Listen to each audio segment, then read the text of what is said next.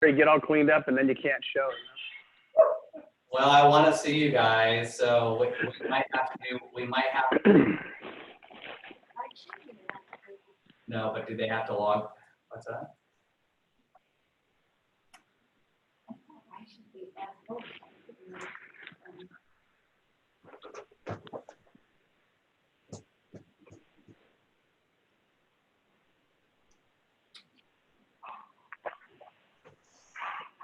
What's that?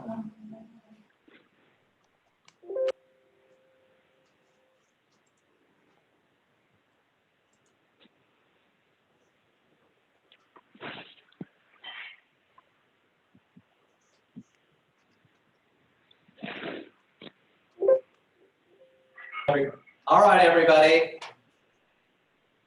Hello. Hi. Oh, there we go.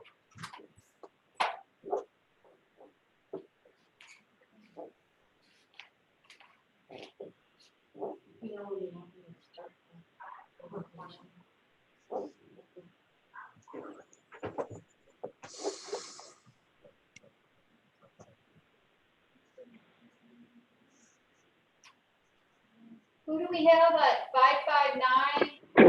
559-06-775?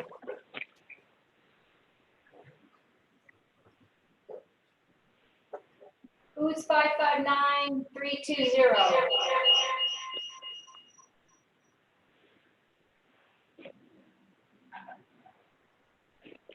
You need to tell me who you are so that we can get your name as on the attendee list.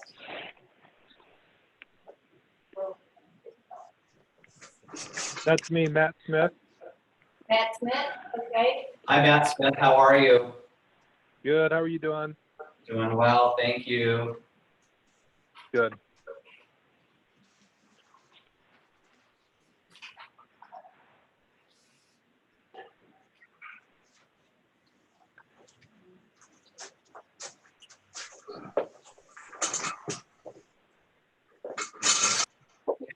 We have a Galaxy number. We have a Galaxy number 59, or is that, I guess? S9. Galaxy S9.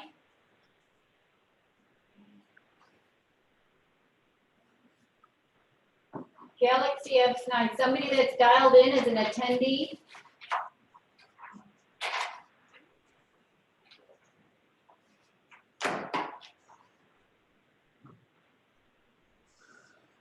Galaxy S9. If you don't let us know who you are, we're going to have to remove you from the call.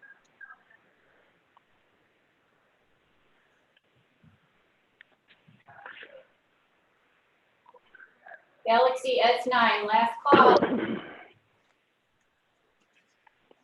I don't know if I'm actually listed as a Galaxy S9. I'm calling from my phone, but I should be listed as myself. This is Talia. Hi, Talia. That could be you. I mean, I have a Samsung phone. Does it tell you what number it is? I think I'm listed as myself, though. No, You're listed. fine. You're listed. Yeah. Okay. This is Sorry. under the attendees. Okay. Galaxy S9, I'm removing you. Please call in and put your name in. Change your name next time. Thank you. All right, folks. One more. We have an administrator. Bear with us as we try to get everybody's name. We have somebody listed as an administrator under the attendees.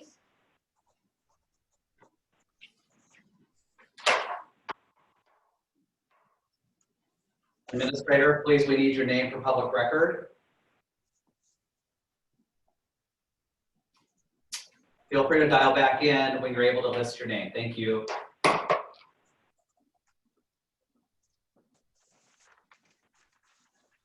Is Galaxy back?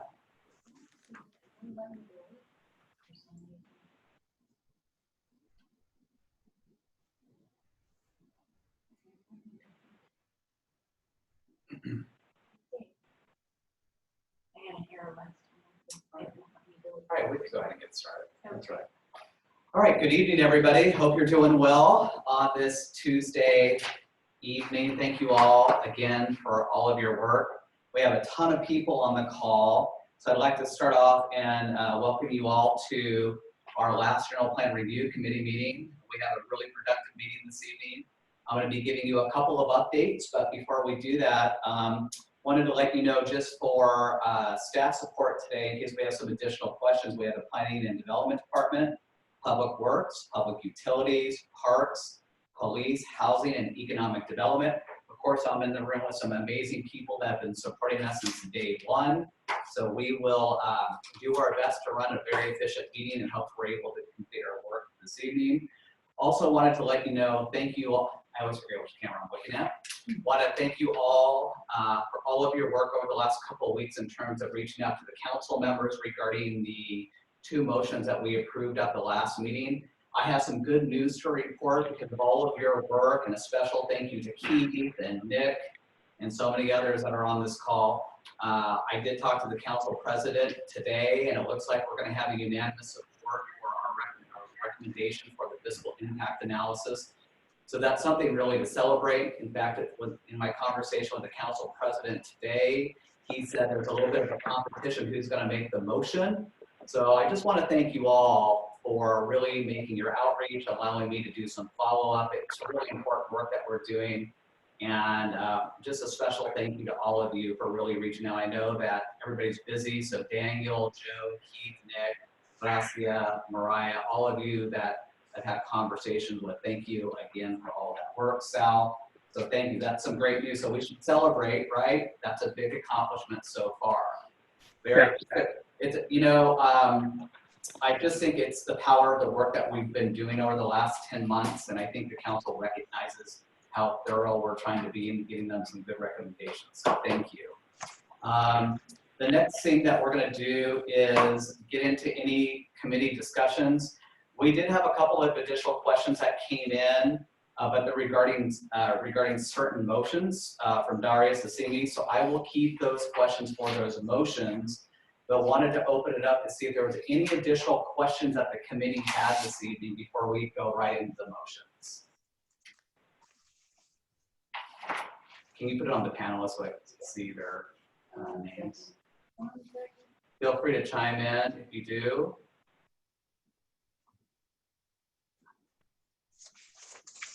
Okay, seeing none. Any members of the public that would like to make any comments before we get into the motions this evening? If you could please just raise your hand, that would be great. All right, seeing none. All right, folks. For the agenda, we're going to limit some conversations to about 2 minutes per motion. And then we're going to go at the recommendation of the committee in motion order, 1 all the way through. We kept all the motions in there. And I also want to thank you all for your additional feedback regarding language to the motions. So I think that took some extra time, but I think we're all in a good place. So we're going to start off with motion 1. We do not require a second. It's already been seconded. We'll just have a vote. So motion number 1 was a motion made by Jeff Roberts, seconded by Gary Giannetta. Do all of you see this on your screen? Yes. Any additional conversations on this? Feel free to jump in. Mr. Chairman, this is Jeff Roberts. Could I add just a little bit to that? To the motion? Sure. No, not add to the motion, just a little discussion. We have 2 minutes. Okay, the reason that we made this motion, this is kind of a practical process that we go through when we do plan amendments in the city of Fresno, is that you're typically required to do a traffic information study. Quite often you'll run into a case where the traffic, it will be less with the proposal that's going in the door. And it doesn't seem to make a lot of sense to do a traffic study when the traffic impacts are actually going down. And so we'd like some flexibility on it so the staff can have discretion to decide whether or not a study is really needed. And this is something that is going to fall in the Public Works Department, in the traffic department there. So that's all we're trying to do, is to actually not do studies when there is less of an impact on the city traffic systems. So that's why I made the motion. Yeah, Jeff, and I agree with that from my days on the Planning Commission. I think that makes good sense. Is there any additional comments from the committee regarding this motion? Hi, this is Mariah. I'm just wondering if this has any intersection with responsibilities under CEQA, or if that's not a motion. Mariah, I'm sorry, you broke up. Could you repeat that, please? Apologies. I'm just wondering if this has any intersection with CEQA requirements, or if that does not interact with this. Sophia says it does. So I wouldn't oppose the motion. This is Patience. Hi, Patience. What if the motion just said what Jeff described, where a project will not create an increase in traffic, no traffic information study need be done? But wouldn't that require essentially an initial study first and then determination on a significance threshold? But I'm assuming Jeff assumes that, right, Jeff? It does require a CEQA process, and traffic and impacts are always considered as part of that. And I actually like your idea, Patience, because that was the intent of making the motion. So why not? I'm offering a friendly amendment. I would agree to this friendly amendment. Okay. First of all, let's get clarification on how we're going to reword this, please, so we can write it down for the record. Sure. Where are we proposing to change, please? So the change would be a motion asking staff to provide a list, actually not require traffic information studies where it can be demonstrated that there will be less impact on existing streets and roads by a plan amendment. So what if we say where the initial study establishes that the project will create... Patience, I'm sorry to butt in on this. Typically, like you wouldn't, the traffic study like comes before the initial study, like it's a component of it, and they kind of have some streamlining tools like built in as part of the VMT. Like the decision of whether or not to like there could be something reached in the initial study, but I feel like that this determination would be reached before like an initial study was actually presented. City staff can correct me if I'm wrong on that. Yeah, I have Scott Mosier on the line. Scott, did you want to jump in? Oh, yes, thank you. I'll be brief. Good evening, committee members.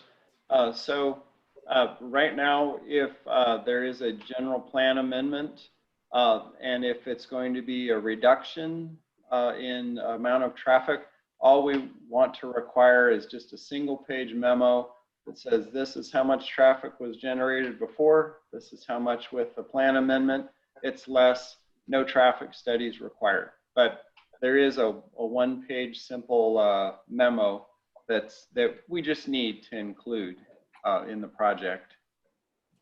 That's fine. I'll amend my motion to make that exactly what Scott said, that no traffic study is required for a reduction in traffic.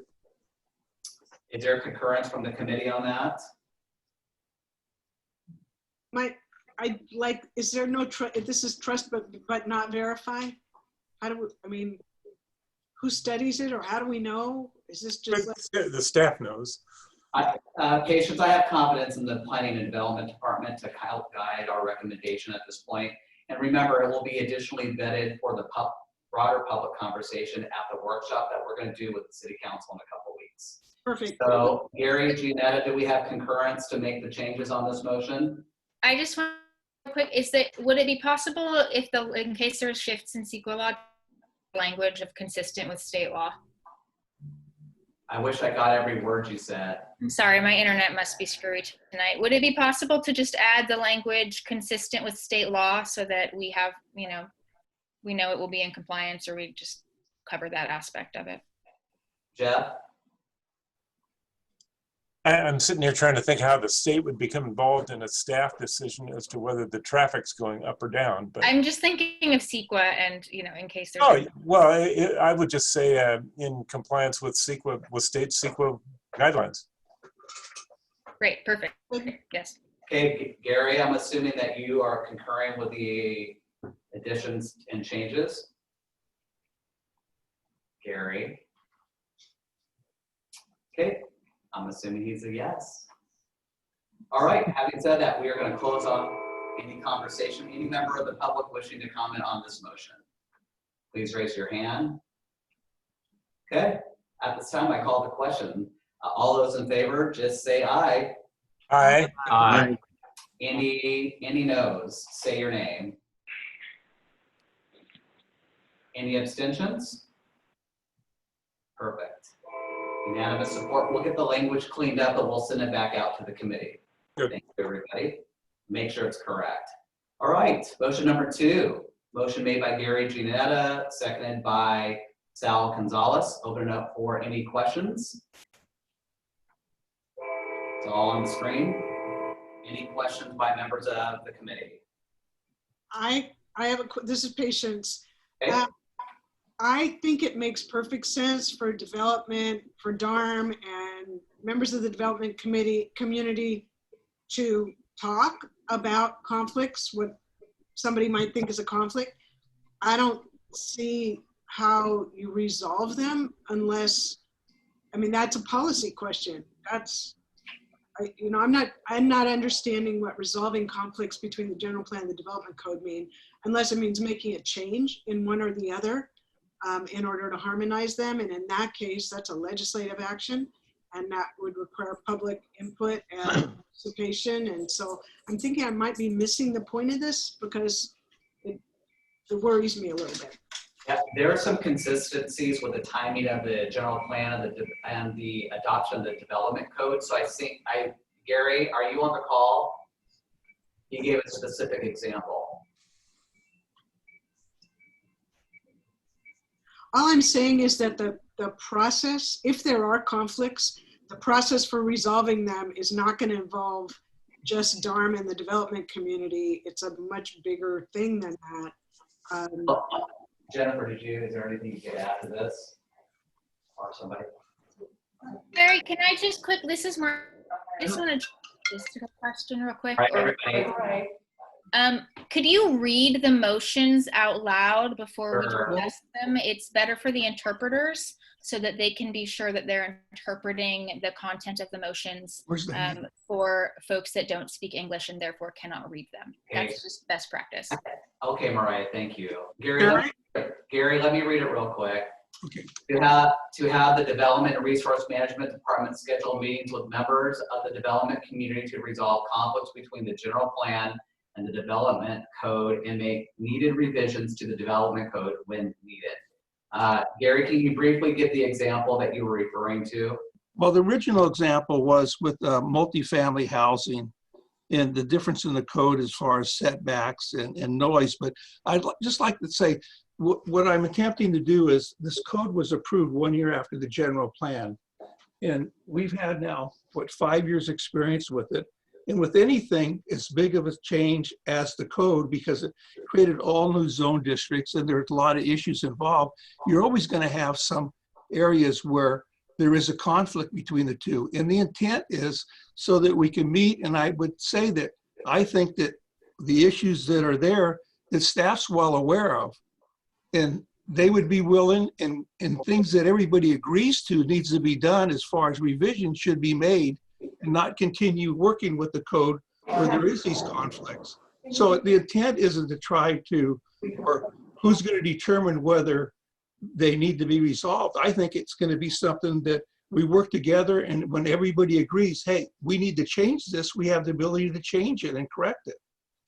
And So real quick, folks, so I do think that any changes to the development code will need to be recommended and vetted through the public process and approved by council.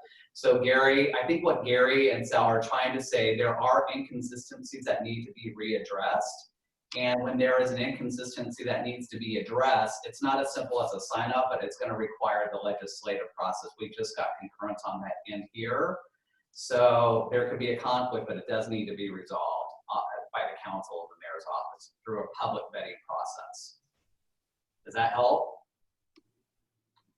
that helps. I mean, really, you could just add the rest of us into the process and then I'd be good with it. Okay. So what we'll do is, Gary, if you're okay with it, because there's no way we can't just make the revisions without council action. So we could add in that it needs to go through the legislative and public vetting process. We could add that language into the motion if you're okay with that. Yes, I'm agreeing to that. That's exactly what the intent was. We'd only address things that everybody agreed, meaning the planning department, the development community, needed to be corrected. Okay, great. Thank you very much. That was a good conversation. Any additional questions from the committee on this motion? There being none, any members of the public that would like to add any comments to motion number 2? Bear with me, I gotta switch screens. Okay, there being none, all those in favor with the changes, say aye. Aye. Awesome. Any opposed? Say your name. This is Gracia. Gracia? Yes. Any other no's? Thank you very much. Appreciate that, everybody. Okay, we're going to move on to motion number 3. This is a day I wish I had 2 screens, everybody. All right, motion number 3. Motion made by Darius, seconded by Jeff. Motion that 100% of the park impact be credited for parks and trails built within the new development. If the developer chooses not to build at one of these amenities, 100% of the park impact fee must be spent on parks and trail amenities in that development region. Okay, comments from the committee. I'd like to comment on this. This is Mariah. I oppose this motion.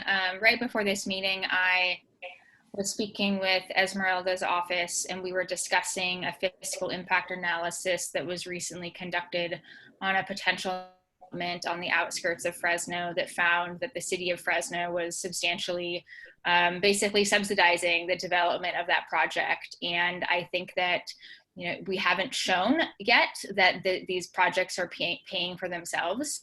And given that city residents are likely subsidizing large amounts of these projects, and given that older areas of the city are some of the worst served by parks in the entire state of California, I think that I oppose this motion. I think that if we're going to help pay for these developments, they need to be willing to help provide services for other parts of the community that are helping to subsidize them. And I just know that this type of policy will further contribute to segregation of resources and services within Fresno, which has been a generations-long issue and will just be allowed to continue if we approve these kinds of policies. Thank you, Mariah. And then that project in District 1, that was a good example. Other committee members on that? Gracia, your hands up, please. Yeah, I just briefly want to echo Mariah's sentiments. I think this is, to the extent that this is legally allowed, given that there is statute preventing this, I think this will just further divide and the current park status that we have in Fresno, and I don't see this in any way contributing to creating a overall better community across the city. Thank you. Any other member of the committee wishing to add some discussion? Carrie, this is Patience. I propose that this motion be tabled until it can be taken up after we do a fiscal impact study, because this motion undercuts the function and the capacity of the fiscal impact study to do its job, because it pre-allocates some of the fees, and that gives us a skewed outcome. So this is inconsistent with the motion that we passed unanimously, that there be a fiscal impact study. I appreciate that. We'll take that up for consideration in just a moment. Any other members of the committee? I'd like to add in, I seconded the motion, and I actually see 2 portions of a motion. I actually see 2 mini motions here, if you will. The first one being the park impact fees that would be credited to the development in the area of the development. And one thing we ought to keep in mind when we're doing this fiscal impact analysis that I think Patience suggested or referred to is that these parks and trails will be maintained by CFDs, which are paid for by the people that live in the new development, not people that live all over the city. So there's a big difference between a new development with new projects going in that are paid for by indirectly by the folks that are going to live there, but also the maintenance paid for 100% by the people that will live there. That's very different than parks and trails all over the city. So I'd be in favor of moving this project or this process forward, but if there is a decision to delay it till after the fiscal impact study, so be it, but with those comments. Thank you. Appreciate that. We're going to take one more committee member comment before I go to the public. Let me, this is Darius. Let me just say why I made this motion. So every homeowner, new homeowner, pays a substantial amount of parks for the development of parks. And we know that with the SB 743, we want more walkable communities. So one of the goals, and also of our general plan, is to create more walkable communities. So what is the best place to have a park that is within that neighborhood, within that community, so people can actually walk to it, so they don't have to get in the car and drive. And if a developer chooses not to allocate, take lots out of inventory and build a park on it and just pay the fee, well, okay, they pay the fee, then you know, we talked about this that night. It should go into some pot, maybe it's a council district, maybe it's some region within the area that those folks actually live. Remember, all impact fees that we get charged as home builders, we pass on to our new home buyer. So they pay the fee. They are the ones that are actually paying. Whether it's you say development doesn't pay or does pay for itself, the new home buyer is paying for it.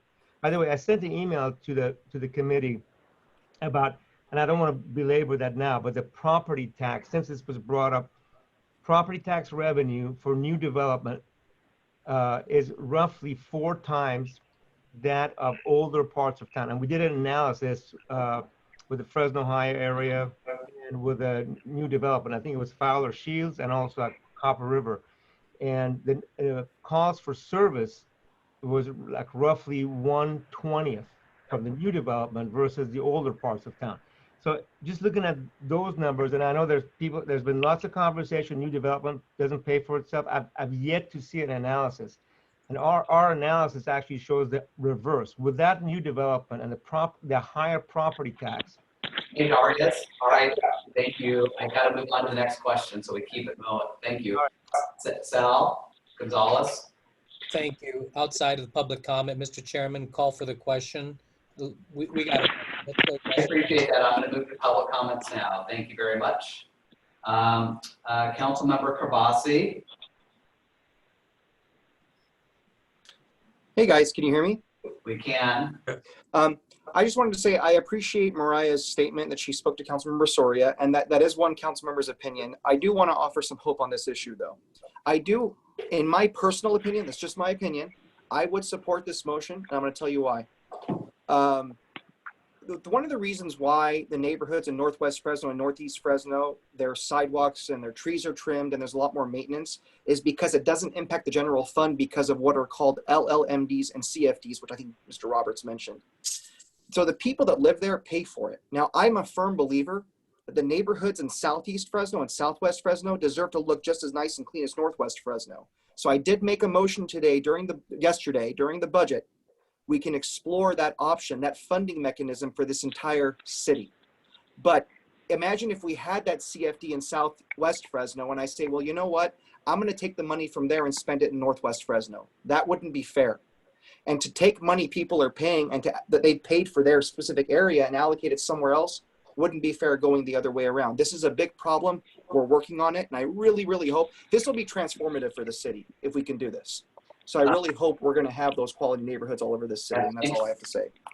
And council member, I appreciate that. I just want to be mindful that these recommendations are coming before you, and I want to make sure that you maybe spend more time listening to our conversations because we'll be having a workshop with you at the council in a couple of weeks.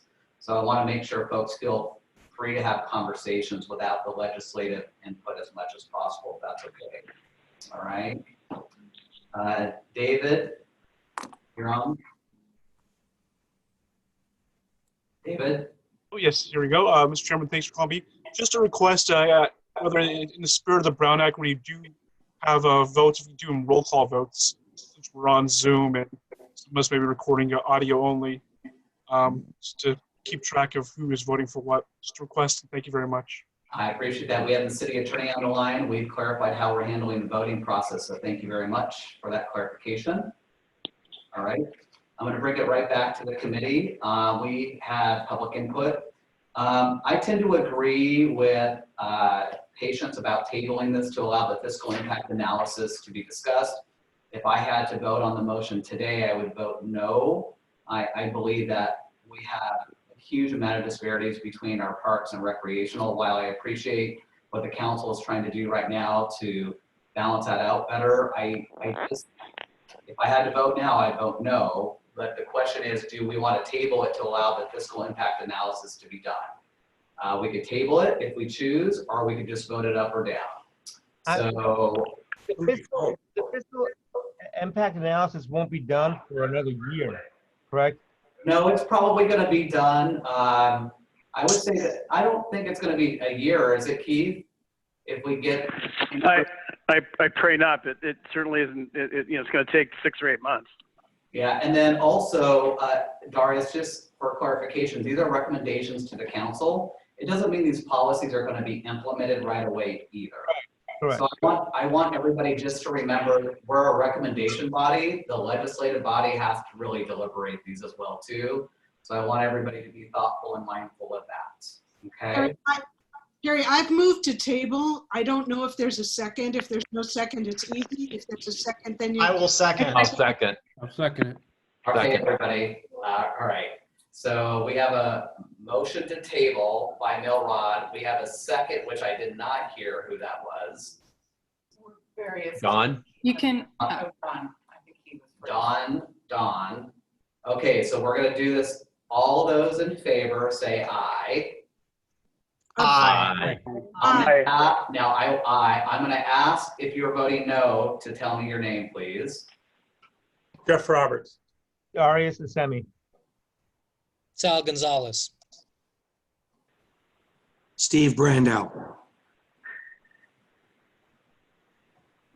One sec, folks.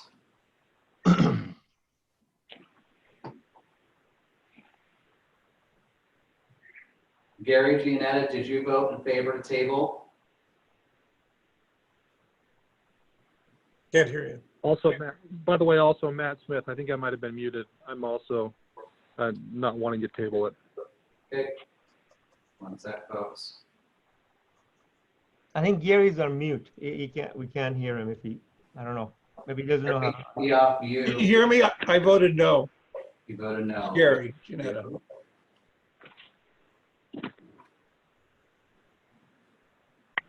Carrie, this is Wayne. I'm a no also. Who's that?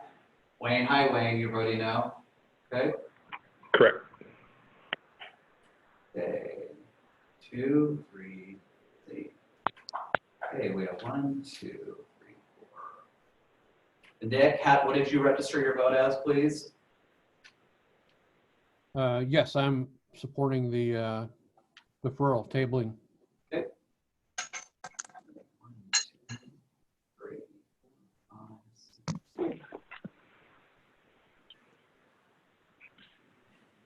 Okay, we have 8 no's and 9 yeses, so we will move forward to table. Any questions? Okay. Moving on to the next motion. Thank you, everybody. Good spirited conversation. All right, motion number 4. Motion made by Mariah, seconded by Daniel. Motion to create a, motion to create a no net loss policy for parkland in the city of Fresno, so that when parkland is converted into other uses, or land that is previously held as being available for parks land is converted to another use such as housing. That the city identifies similar acres per park land. Discussion from committee. I have a question, Mr. Chairman. I want to ask the maker, are you referring to dual use designations in the general plan? Because there's quite often when there are public uses designated, there is an underlying use which might be residential, and like a school. If a school district decides not to use that site for a school, then the underlying residential district will kick in, if you will, or the designation. So staff can explain it, I'm sure, if the maker of the motion would like that. But if this is a dual use situation, then really you're not losing parkland. There's actually an underlying district and designation already. So I'm curious. So what this is trying to address is the fact that a lot of these parcels that have dual uses are both for parkland and for residential, and they're being listed in the housing element inventory as a potential place of residential housing. We are both short on low-income housing and we are short on parks. So if one of the parcels is moved forward as a housing site, this policy would then require the city through whatever process they decide to use to identify other potential areas that can be used for parks and to designate those areas for parks, or at least begin that process so that we don't lose, what could potentially be parkland over time and sacrifice that for the other thing we need, which is affordable housing. I have a question. So the city would then designate another piece of property, convert it and rezone it to park?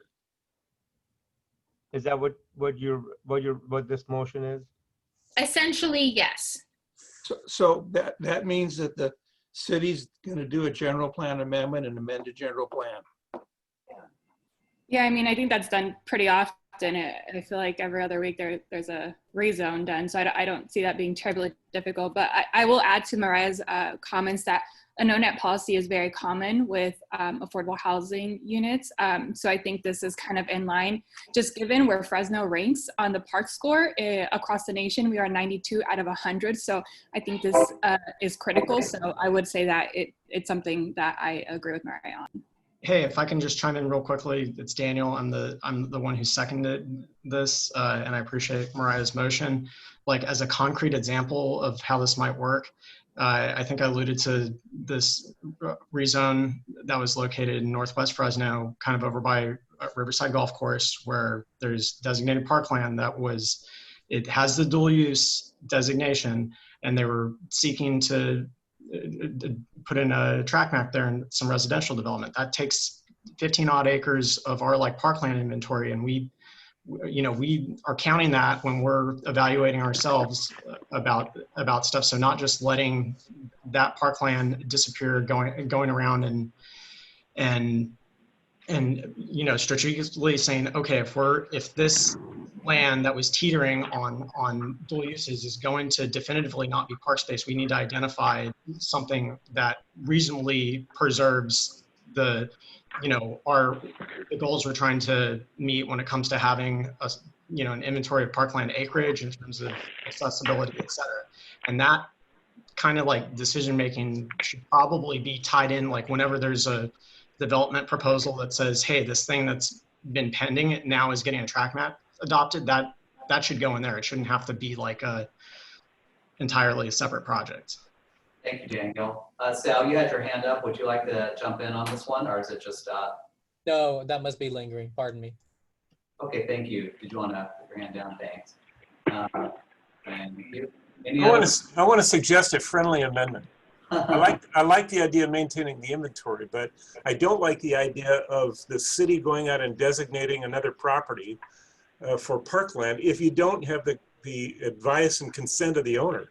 Quite often the city will, and in fact, rezone the entire city without a notice to the property owners. I don't think it's right that you designate another site unless that property owner agrees. Jeff, respectfully, I think the impetus should be on the developer. If they know that they're going to propose a project like that's going to take out that inventory, they should come to the planning counter saying, hey, we've got this property owner who's willing to do a rezone and willing to dedicate whatever the equivalent is to recognize that. If you're going to choose to develop on a park site. I don't think that happens quite that often, but it should be happening at that level. I disagree. So what you're saying is that if a person doesn't find another parcel and he has a dual designation, he can't develop that dual designation. That's basically the taking of his land. Yeah. I don't believe that's what this is saying. That's not, I would respectfully disagree that it's not a taking, again, because the dual use. Just say, all right, say you want to develop, let's say one of your tracks out at Ashland Grantland had been previously designated park space. You just come and say, hey, look, we want it, or had a dual designation, let's say. say, hey, look, you want to do this residential now. We already have general plan policies that say, hey, we're supposed to further these things. So there could already be a line policy conflict. Just say, hey, we've either this other land we directly control, or we worked with some other landowners out here, somebody somewhere to say, we have some kind of agreement that says they are willing to accept a dual use designation. It doesn't even like mandate, it doesn't preclude their development of that site. If that subsequent site wants to get developed, then they have to do the same thing that if that parkland is going to be lost, then they'd have to go and something else. I don't want to get too far into it because, as Gressy has alluded to, this is a thing that's Daniel, we don't need to today. We don't need to try to convince people. Okay. Right? Yeah. No. Sorry. We have people that will agree or disagree. And tonight, as we go through the process, we're going to have another deliberation opportunity with the council. But we don't have to try to convince Jeff to change his mind. But before we talk about the friendly amendment, I'm going to go to Supervisor Brandow. Steve? Yeah, Daniel, I wanted to let you know that you had me completely, and you have my support on this net zero loss concept, except I don't like the part about the developer having the responsibility of cruising around the city trying to figure out who will convert their zoned land to a park zoning. So, you know, that's probably easy enough to do for the huge developers, but a lot of the medium-sized developers and smaller developers, they don't have the bandwidth to do all of that kind of stuff. So I like your concept, Daniel. If you could just make it that the city is responsible for replacing any parkland that's taken out of inventory with an equal amount of parkland somewhere, I can certainly support that. Those are just my thoughts. I'll just jump back in. This is Mariah. So, guys, Mariah, before you do that, we have some people with their hands up, so I'll get back to you. Is that okay? Or is it going to lose your train of thought? Might lose my train of thought. I'm just going to say real quick. I just want to say, you know, this is my motion, and what I had previously said was that it could be done through whatever manner the city thought was most appropriate, and we do not need to decide on that tonight. There's no need to litigate the details of this at this moment. And if am I next? Yes. So I would just say this. In the last general plan update, the city designated a lot of property across town as park space without without properly noticing or notifying the property owner. So property owner wakes up and finds out, oops, the designation of my property is a park. And now if they want to build it or develop it, the onus is now on them to go find parks someplace else. And I know it creates issues because the property owner didn't know. And then when the neighbors moved across the street and they bought a home, they saw park designation. And now 5 years later, the developer the property owner wants to develop. And they go, gosh, nobody told me my property became park. And so this is what we're dealing with is those issues that happened in the last general plan update. And I don't think it's fair for that property owner to go, well, gosh, I got to go find another piece of property. The city can, but the city has to negotiate and purchase. I mean, I would be okay with the city trying to find another property, negotiate and purchase it, but then there's a fiscal impact on all this that has to be studied and analyzed as well. All right. Thank you very much. I just want to say again, the language of the motion states that the city would identify similar acreage for parkland. I think that we're over litigating this detail that is not in front of us right now. Mariah, I agree with you. I was getting ready to clarify that. So thank you, everybody. I'm going to move it over to the public. Any members of the public that would like to chime in on this motion? There being none, moving it back to the committee. My comments are, I agree with you, Mariah. It's all about the city. It was no different from when I was on the planning commission that we would work to identify properties. We would do noticing. We would work in good faith. I hear all the concerns. With that, call the question. All those in favor of this motion say aye. Aye. Aye. Aye. All opposed, please say your name. Darius. Matt Smith. Next. Jeff Roberts. Yeah, I am a no on this. I need you to say your name, okay? Oh, All right. Jeff Roberts, I'm sorry. Thank you. So the 3 no's I have right now are Darius, Matt, and Jeff Roberts. Sal Gonzalez. Sal, Oh, there you do I hear anybody else? Moving once. Gary, Gianetta, I need you to keep us on mute. I said yes because it was clarified it would be the city's responsibility. I just wanted to in the make motion. All right, thank you very much, folks. This motion has been approved. All right, moving on to the next page. I'm gonna try to keep us to the 2 minutes the best way we can, folks, or we're gonna be here till 11 o'clock tonight, so just be thoughtful about that. Motion number 5. Mariah made the motion, seconded by Gracia. Motion to the city to include a policy to promote retrofitting pre-existing water basins, recharge basins that are currently being used as park space. Any conversation on that from the committee? Does flood control have any awareness of this policy? Yes, they do. They were on the call when the motion was made. Then I'll be supportive. Any members of the public? There being none, all those in favor? Aye. Aye. Thank you. Any opposed? Okay, unanimous. Thank you, everybody. We're moving on nicely. Thank you. Great conversation this evening, folks. Can you flip the slide for us, please?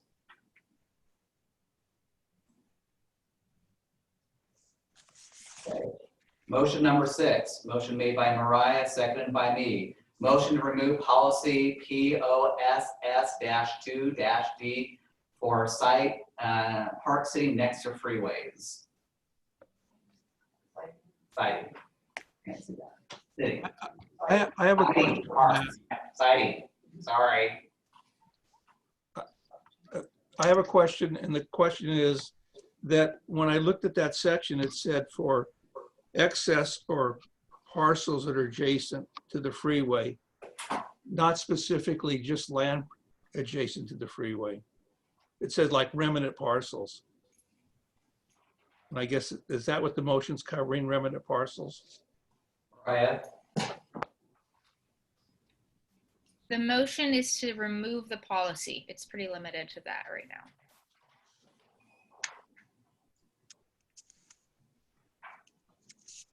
Gary, did you catch that? It's to remove the policy. There was the dialogue we had during this discussion was there were significant concerns about locating parks right next to a off-ramp due to air quality and other mitigating factors. Correct, Mariah? Okay. Any other member of the committee wish to comment? There being none, we're moving right to the public. Any member of the public wishing to comment on this motion? I'm going through, not seeing. There being none, all members in favor say aye. Aye. Any opposed? Give all the opposed a minute. There being none, we are unanimous on that one. Motion number 7. Motion made by Mariah, seconded by Keith. Motion to create a policy that explicitly states that the city will actively seek ATP funding from state park funding. Any comments from the committee on that? There being none, members of the public. There being none, all those in favor? Aye. Oh, you guys are wonderful. Any opposed? Give you a minute. All right, moving on. Thank you, everybody. All right, motion number 8. Motion made by Gracia, seconded by Mariah. I'm just going to read the motion, not the notes below. Motion to develop strategies that would mitigate environmental harmful impacts of brownfield, potentially toxic sites and other environmentally burdensome land use on existing park and open spaces. Example, green barriers. Any questions from the committee or comments? I think this is the time considering the information from yesterday. What is this language below it? Okay, hold on, I can read it. Who was that? This is Mariah. What is the language below it? Is that example? I think it was the policy that was in, that was what was sent back. I think that's language I had recommended. But okay.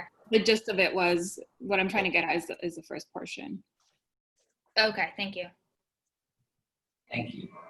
Thank you, Gracia. No additional comments, members of the public? All right, just going through the list real quick. Be patient. Thank you. Committee members in favor say aye. Aye. Aye. Beautiful. Opposed, say no, or whatever. All right, moving on, unanimous, thank you. Motion number 9 was withdrawn, so we need to take no action on that. We just had it for the public record. We can move on to the next slide, please.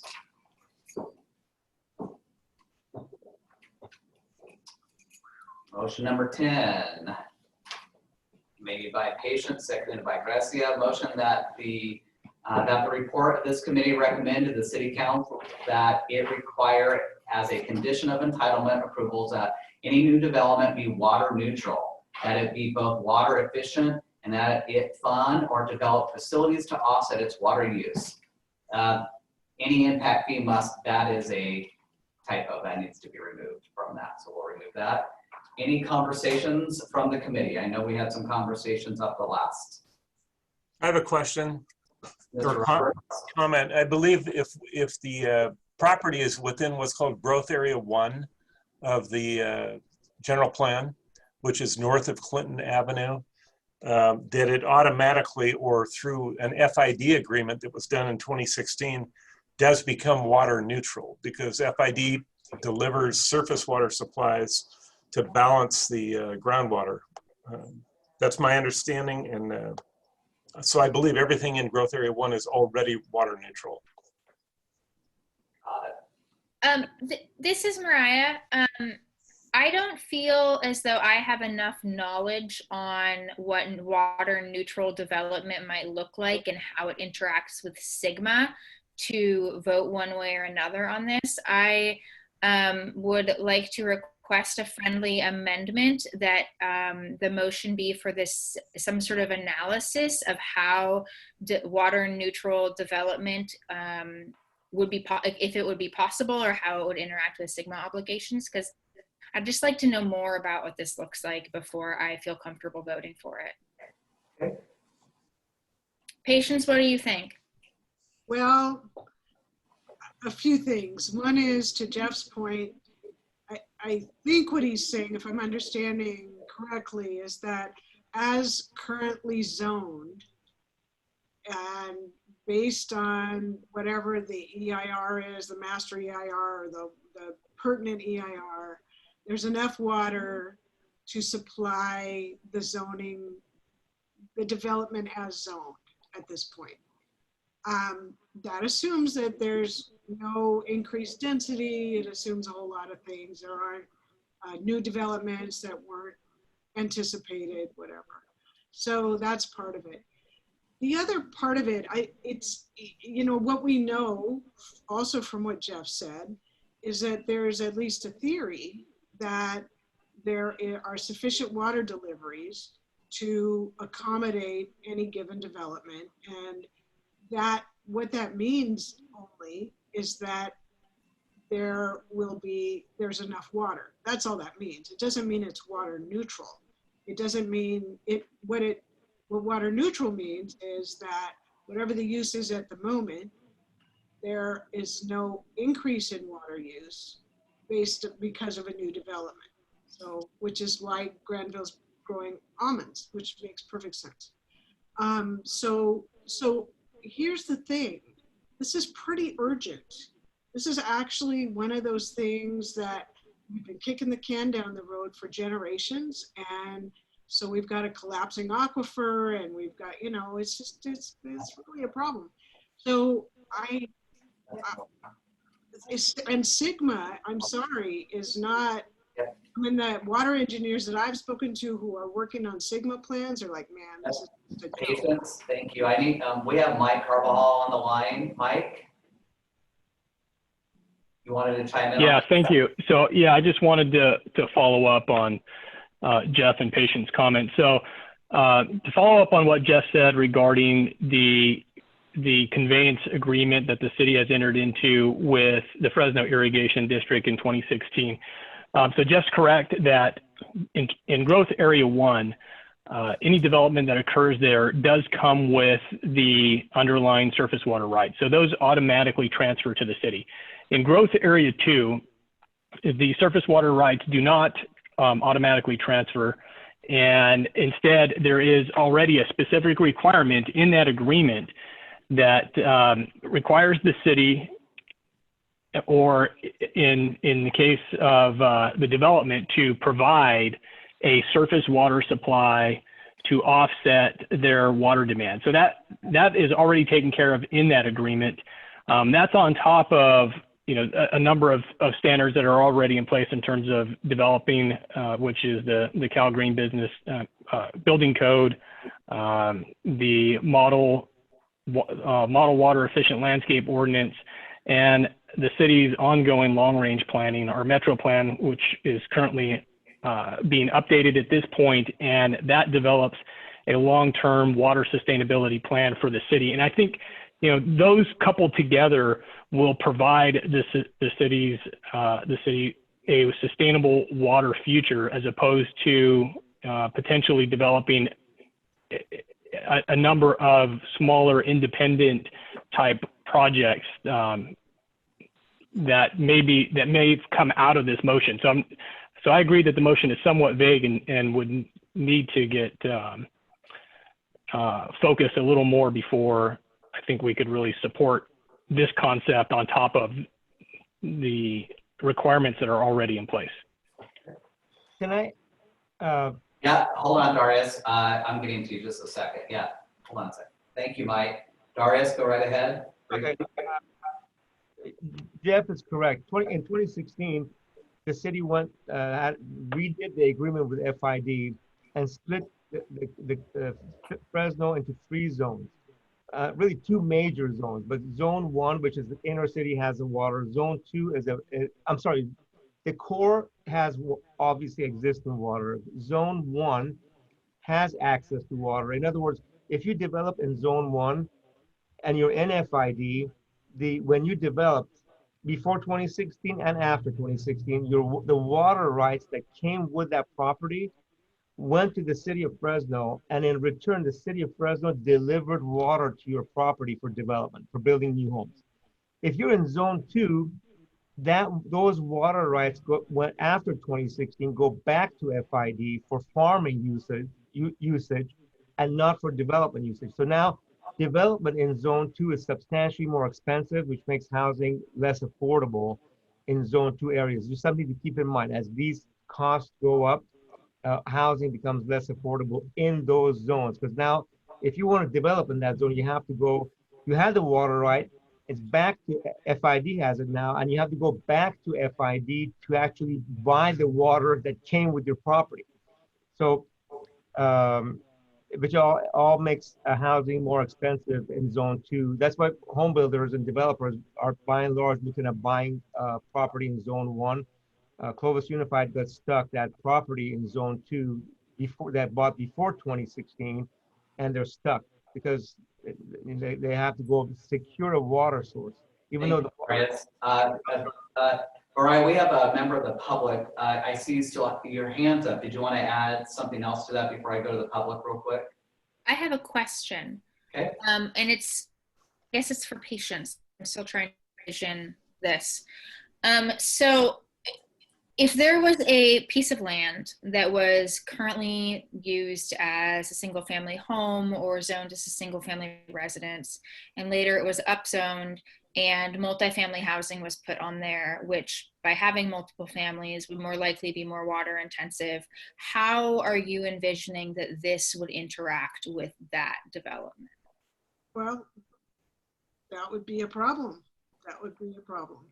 Okay, because that's one of my concerns, is that we're seeking to, in many places, to increase density, to make affordability, to increase affordability. But then if there are extra restrictions that might impact affordable housing. I feel like I need to know more in terms of how we could make it work.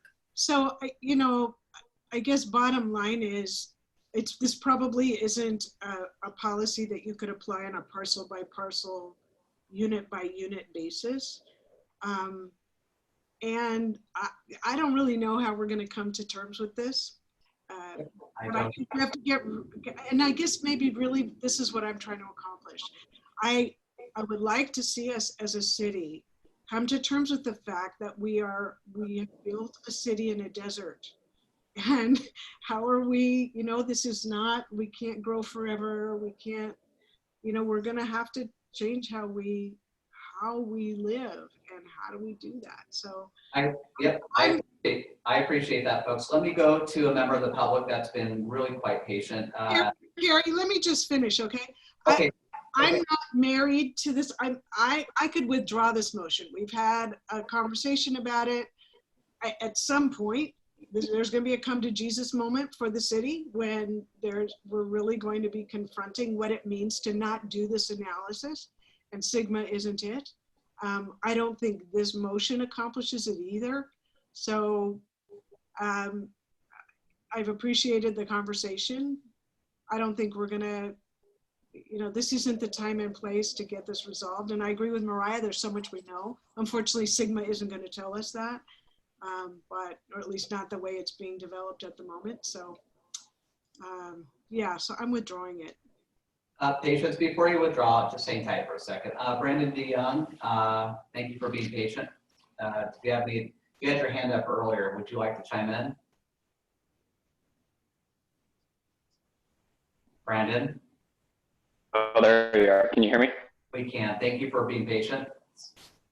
Yeah, no worries. I just wanted to say, look, as a builder and developer in the area, when we're making decisions about where we're buying property and wanting to focus our efforts, which city we decide to focus on, these are the kinds of things that are really important. If we are looking at a piece of property in a city that has very complicated rules and regulations well beyond what even the state is trying to go for, that impacts our decision-making process. So I would just say, from a development, developer standpoint, try not to muddy the water. Try to focus on streamlining codes and standards and what the state, is already trying to go for when it comes to Sigma, for example. Thank you. Back to the committee. Nick, your hand is up before we go to the next stage. Yes, I think the motion's a good motion. It should be implemented, or it should be implemented through the motion we've already passed for our annual budget section for implementing the general plan. That's what, just like we did for number 2 on the parks. Mike Carberhall, he prepares the budget each year. He tells the council what happened during the past year. He's making a statement and projections for the following year. And I think it's best just to use that annual general plan section budget process that we've been talking about to address this issue. It's a good motion, but I think it should be dealt with annually as part of the budget process. That's it. Okay.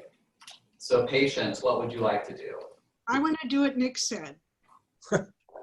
Well, Nick, I think you might want to, okay. So I think that makes sense.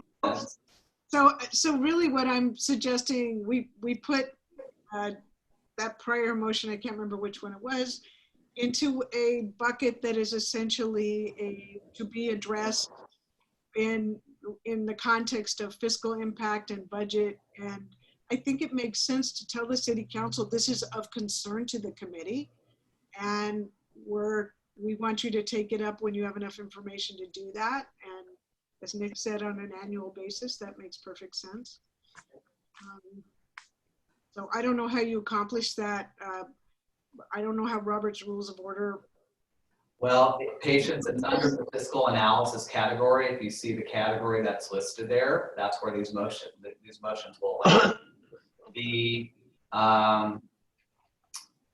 So we can make a recommendation to the council. It still will be a recommendation to the council if that's what this committee wants to do, as it's written. Otherwise, we're going to have to rewrite it. Well, then I guess I'm not withdrawing it. Okay, having said that, and also just clarification for the committee, all motions that are voted up and down or tabled will be in the report. So the council will see all actions. So none of them will be excluded. Having said that, we're keeping the motion in. All those in favor say aye. Aye. Aye. Aye. Aye. All those voting no? Sorry. Jeff Roberts, no. Gary Janetta, no. Dwayne Rutledge, no. Matt Smith, no. What's that last one? Please mute when they're not talking. It's very loud. Matt, could you mute your phone? I think it's your that's offering some feedback. I'm Gary. Okay, got it. So for the no's, I have Darius, I have Jeff Roberts, I have Gary, I have Wayne, I have Matt, I have Sal. Did I miss anybody? Steve Brandow.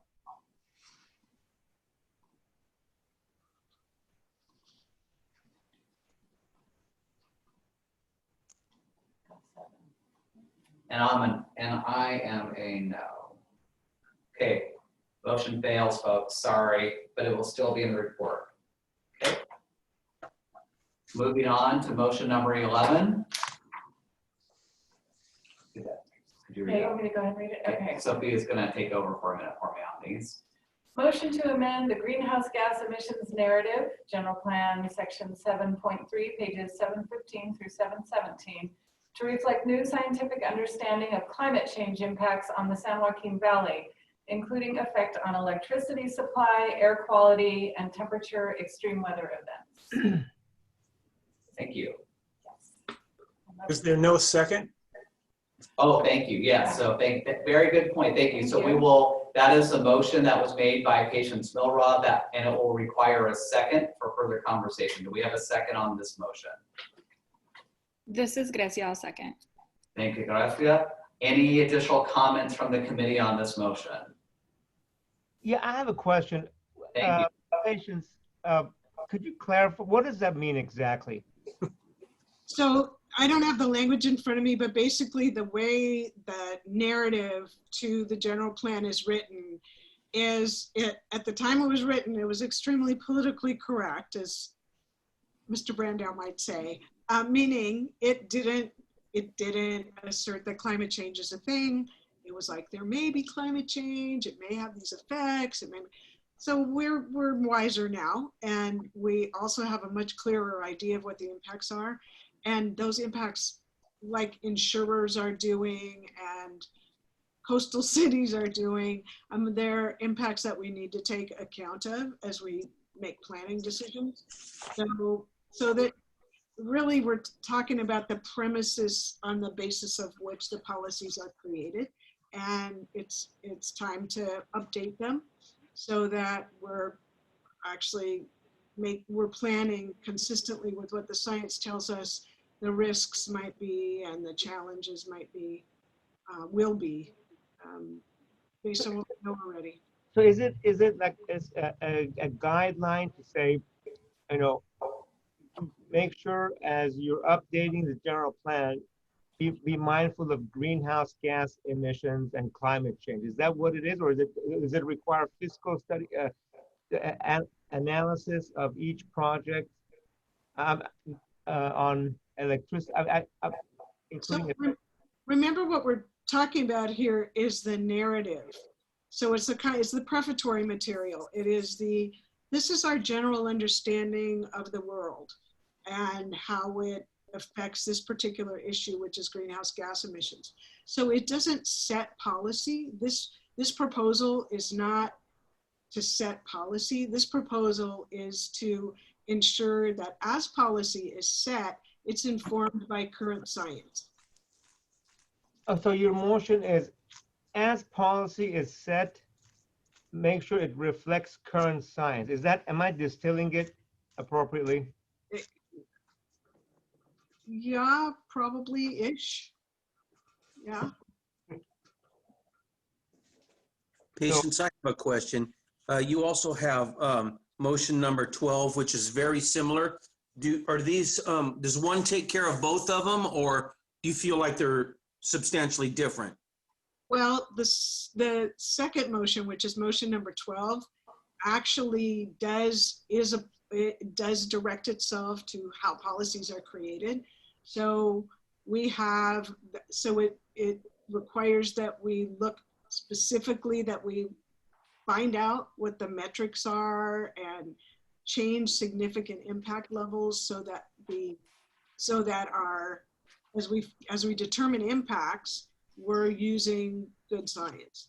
But the first one, 11, is like, let's set the table with what the science is right now. At the time it's written, science will be more knowledgeable than we are today, right? As evidence accumulates about the impacts of climate change. And so then 12 is, and then set the metrics internally in the policies so that you've described the impacts in a way that reflect what climate science tells us. Thank you. Any other comments from the committee on this?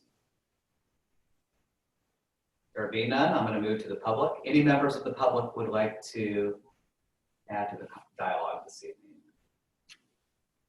There being none, moving back to the pleasure of the committee. All those in favor? Aye. Aye. Aye. Aye. Aye. All those opposed? All those opposed? Thank you very much for the conversation. Moving on to item number 12. Motion number 12. Motion made by Patience. Gracia made the second. I got it. Motion to amend the city climate action plan to update matrix and significant impact levels based on the most recent science. I think we've kind of discussed this in motion 11. Gracia, would you like to add to that dialogue?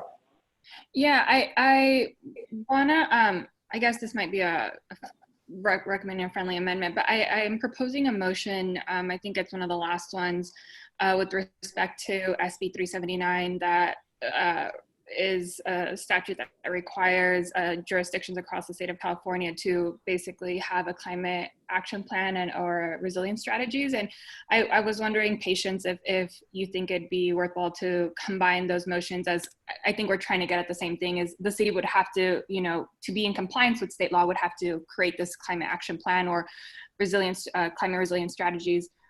So I was wondering if I guess we could combine those motions. I'm fine. For clarification for the public, are you referring to motion number 60 about I'm trying to figure out which motion you're referring to. Let me look for it and I will tell you right now. I don't know what number it came down to. Go to number 60. I think that might be it.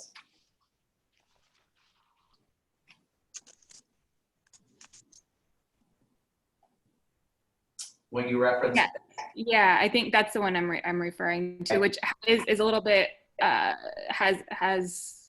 is more dense than just that, yeah, that's the one I'm referring to. Well, we don't have a second on that. So if the committee would like, we could just pause on 12, and when we get back to 60, we could go ahead and deliberate them both at the same time. Does that work to keep it? Sure. Yes. Is that okay with everybody? Yes. Yes. I want to try. All right. Patience, are you okay with that? Yes. I appreciate that. All right. So be on number 13. Okay, number 13, proposed by Patience and seconded by Mariah. It's a motion to amend resource conservation 4B to read as follows. Conditions of approval: develop and incorporate air quality maintenance requirements compatible with air quality attainment and maintenance plans as conditions of approval for general plan amendments, community plans, specific plans, neighborhood plans, concept plans, and development proposals. Requiring that average water and electricity consumption and air quality impacts of proposed single-family residential developments be equivalent to or less than water and electricity consumption and air quality impacts of the average multifamily home in Fresno. Thank you. Mouthful. Nice job. All right. Pleasure of the committee. Any comments from the committee regarding this motion? This is Darius, just to say that, you know, single family homes are typically on a, you know, between a 3 and a 8,000 square foot lot. They have a backyard which you want to raise their families in. They consume more water by definition, and they'll consume more electricity. They're larger in size. I mean, they're typically, you know, 1,500 square feet and up.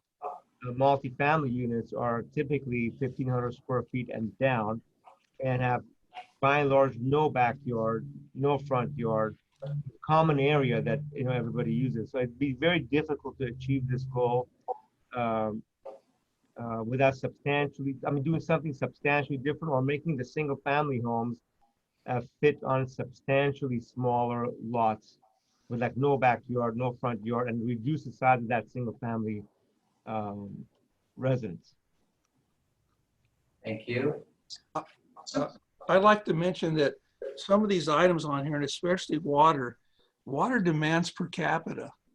So we're saying that, I don't know what the per capita is in an average apartment, 1 or 2 people, but you could have a person with a house and a family with 4 kids. There's no way that the water use is going to be the same, because it's per capita, it's not per unit.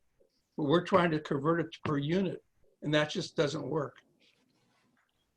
It also calls for averages. It also, I guess more importantly, this is a little bit like the fleet standards. We talked about this at some length at the last meeting, so I'm not sure we all have to rehearse what we said last time, but this is very much like the fuel, the miles per gallon fuel standard that we set aspirationally for 10 years from now. We'll be at here.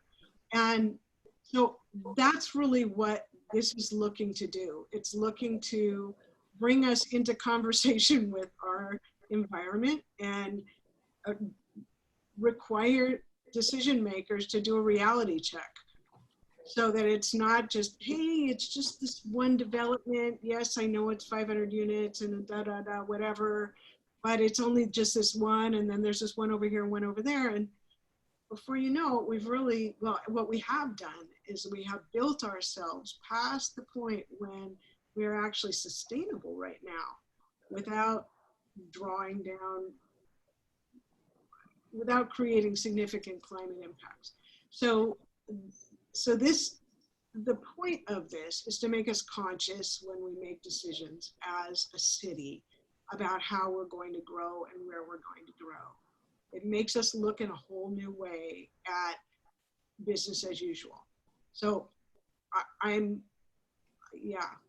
so I can imagine amending this so that it's like by 2030 or by 2035. I mean, that we put a timeline on it. That might make more sense. But we really are going to have to do this at some point. All right, thank you. Brandon, hang tight. We'll be right to you, member of the public.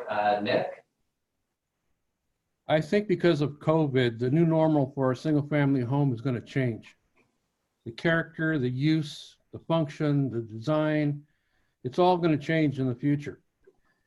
So I think I like the idea of the motion. I just don't know that we could actually go through with it right now. At least I can't until I get some kind of a better understanding of what's going to be happening to single family homes in general throughout the whole country, actually.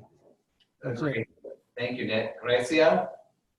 Yeah, that's a good point, Nick. I want to ask, so if this motion passes, would it be part of the, like, I see it under the fiscal analysis category. So does that mean it will be assessed in within that context and deem whether, this is feasible and to what extent and, so forth?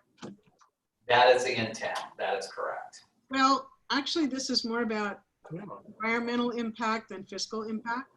And I think Keith made that point last time when we were talking about water. And he said, fiscal impact analysis will talk about what it costs to bring water, but it's not going to talk about whether there are adequate water supplies. And I think this this is less about fiscal analysis than it is about environmental impact. Thank you. Any follow-up comments to that, Gracia? Or Mariah? I'm just hoping we can do both. Agreed.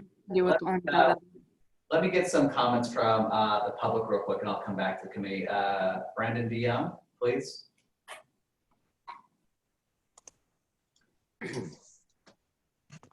Hi, Brandon. There we go. Can you hear me? We can. Okay. Yeah, first of all, I just want to say, I can appreciate the concern with, the intent of this motion. I too feel, the same way and feel the impact we have needs to be, something we consider very seriously. In fact, I feel like I'm probably one of the foremost people in the state of California that can credibly say that. Our company has built some of the only zero energy homes in the state of California, especially in the Central Valley. That being said, I definitely want to echo Darius's points at the very beginning of this discussion. Single family homes and multifamily homes are very different. And I would say it's unrealistic to expect a single family home to have equivalent or less consumption. It's just not realistic. I mean, effectively, from my perspective, this would be a sort of de facto ban on single family homes. Multifamily is great, but it's not great for everyone. Not everyone wants that. And I would just say that also, I wanted to point out that the state of California has codes and standards, specifically Title 24, that address this very concern. They have significantly ramped up these standards as far as how stringent they are from both a water and energy efficiency standpoint over the years, to the point where they actually are now kind of starting to pull back because it's so stringent, by far the most stringent, I would say, in the entire country. I would just say, let the state push everyone in the direction that we need to go here. And once again, like I said earlier, let's not muddy the waters and make the city of Fresno more challenging to build in. Thank you. Thank you. Back to the committee. Thank you, Mr. DeYoung. Members of the committee, patients, would you like to make, or Mariah, any changes? Would anybody like to make any changes to this motion? Let me add one more thing. Okay. For patient consideration. Landscaping, by and large, we know, trees, shrubs are greenhouse gas sequestering. So, and then obviously they need water, but when we actually, that's why some of the suburban areas or Old Fig or Tower District areas where larger lots, they actually have a cooler temperature and we have better air quality than some of our urban, like downtown Fresno's temperatures are warmer. So I think requiring that single family homes actually consume less water, that will force them to have less trees, less shrubs. Most of us have eliminated grass, their artificial turf, which is off-gassing. I mean, there's some unintended consequences of having less water consumption. So that's just a concern as somebody that builds and sells homes and deals with customers. We need to be mindful of that. Less water consumption means you have to be mindful of water, but it also means less trees, less shrubs, and less carbon sequestration available. Appreciate that. Thank you. Thank you. Keith, I saw your hand up, but then you disappeared. Are you still on? Keith? All right, well, Keith will dial back in. All right, yes, patients? Nick has his hand up, or maybe that's from. Thank you, Nick. I think Nick. I'm sorry, I don't have it up. I apologize. That was an old one. I'm doing my best to keep track of all of your hands. All righty, the will of the committee. Patients, Mariah, did you want to make any changes to the motion? Did anybody want to offer any friendly amendments for them to consider? Keith said he's been muted by host. That's because we don't want to talk to him anymore. He should be unmuted. Be patient. So, I'm. Daniel, go ahead. Go ahead. Daniel, did you want to chime in real quick before we try to wrap it up? I was going to defer to patience. I mean, I'll keep it short. Honestly, I would probably be inclined to not vote for this motion, while totally being on board with all the considerations. I mean, I think the development community take here is fairly like reasonable, and they're between the energy code, between the air district's requirements, between I mean, there's a lot of stuff that's happened recently that they have to be subject to, and can be imposed upon projects without having this in here. And it might be problematic for the city to, like, I don't know, you know, take that role without you know, discrediting the underlying thing that, yeah, we do need to have. And I think everything else that we've been talking about doing is getting towards these goals of more sustainable development, both climate, energy use wise, and how we fiscally go forward with development. That's it. All right, thank you, Daniel. This could be Keith. I don't know. That's Keith. Can you allow him to talk? Thank you. Keith, we got. Keith, I know you're there. Carrie, can you hear me? We can hear you. Carrie, can you hear me? Yes. You can. Thank you. Thank you so much. I just wanted to say I really appreciate some of the comments on this motion, and that the fiscal impact analysis we're proposing can't actually analyze everything. It really is a little more limited than a lot of these other issues. The other issues are very, very important, but I just want to make sure, you know, we tried to do the best we could to focus on fiscal impacts of land development. Appreciate that clarification. What desire the motion maker? So I'm gonna let y'all vote it down. What I'm hearing is that this is not as essential. Most people don't perceive it as essential because of other actions the state of California has taken, and that it reaches too far, and I'm okay with that. So have at it. Just remember, we'll still be in the report. All those in favor of the motion, please say aye. Aye. Aye. Patience and Gracia voting no. I mean, yes, is that correct? And Don. And Don.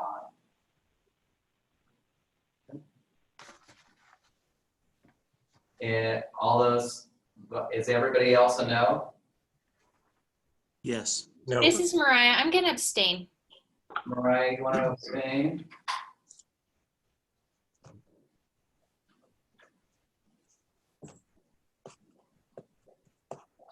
Okay, so we have a Mariah as an abstention. We have Patience as a yes, and I have Don as a yes. Did I miss any yeses? And Gracia. And Gracia. Thank you. Is everybody else a no? Correct. Right. Matt. Yeah. All right, thank you, everybody. Motion's voted down. Just reminder, Patience, it will be in the packet of the report, just so it will still be discussed, okay? All right, we're going on to the next motion. Nice conversation. Thank you, everybody. Okay, a motion by Mariah, seconded by Gracia. And the motion is to have city explore strategies to encourage development of more fresh food options, grocery stores, farmers markets, etc., such as development incentives, especially within known food deserts.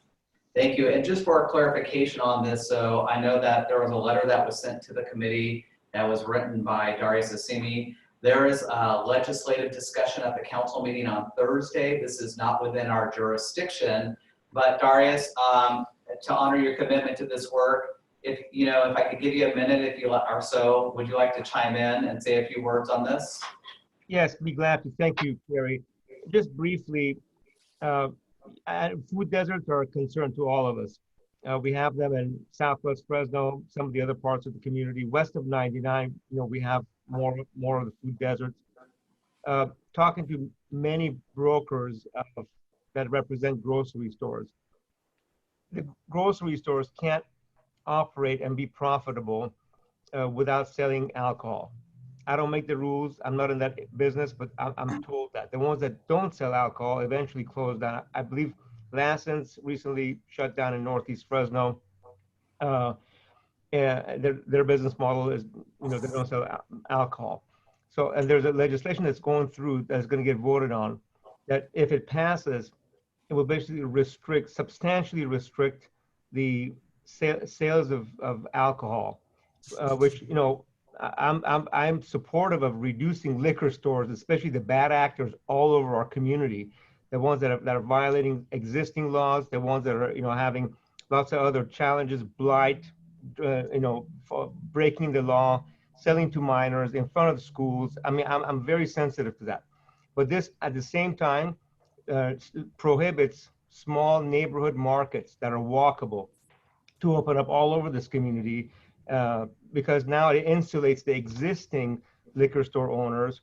It puts 1,000-foot buffer around them, and makes it substantially more difficult to financially compete with them, because now you have to spend upwards of several $100,000 to get a license to sell beer and wine or alcohol, which is a necessary, you know, basis for selling fresh fruits and produce and healthy foods. So this ordinance, as it's written currently, will not help reduce food deserts. In my opinion, and opinion of several brokers and people in the industry, will actually accelerate food deserts in our community. Thank you very much. And as a reminder to the committee, the motion before you is to have the city explore strategies to encourage development of more fresh food options, grocery stores, farmers markets, etc., such as development incentives, especially within known food deserts. That is the action before us this evening. Thank you, Darius, for that input. Is there any additional conversations from the committee regarding this item? This is Mariah. I'll just chime in here since it was my motion. We were just speaking this afternoon with Esmeralda's office and discussing the incentives that are up for discussion on Thursday. And she was describing how having incentives for these types of grocery stores, fresh food options to serve communities that are underserved by grocers has been extremely beneficial. It's now up, I think, on its third or fourth renewal, and it was because of those types of incentives that we have such developments as the Vallarta complex on Clinton. So it's been very successful as the current incentives have been used. And this policy this motion would essentially be, implementing these types of incentives, or even, very much just exploring strategies on these types of incentives into the longer term planning of the city of Fresno. I would also add that it's consistent with some of the motions that appear later on regarding the food something council that I can't remember what it's called, that there is a motion to sort of reestablish that it already is supposed to exist within the city and be exploring opportunities to provide these kinds of services and fresh food options to underserved neighborhoods in Fresno. So it would be consistent with that and several other motions that are also up for voting tonight. Appreciate that. Thank you very much. Any other comments from the committee? Carrie, this is Keith. Yes, Keith, please. I just want to say we're doing a detailed analysis of what it takes to open a small grocery store in Fresno with 5 MBA students and the Craig School of Business and a number of national and statewide consultants. Anything the city can do to help this happen is really worthwhile, because the economics are really going against a lot of different kinds of grocery stores and food markets. Thank you.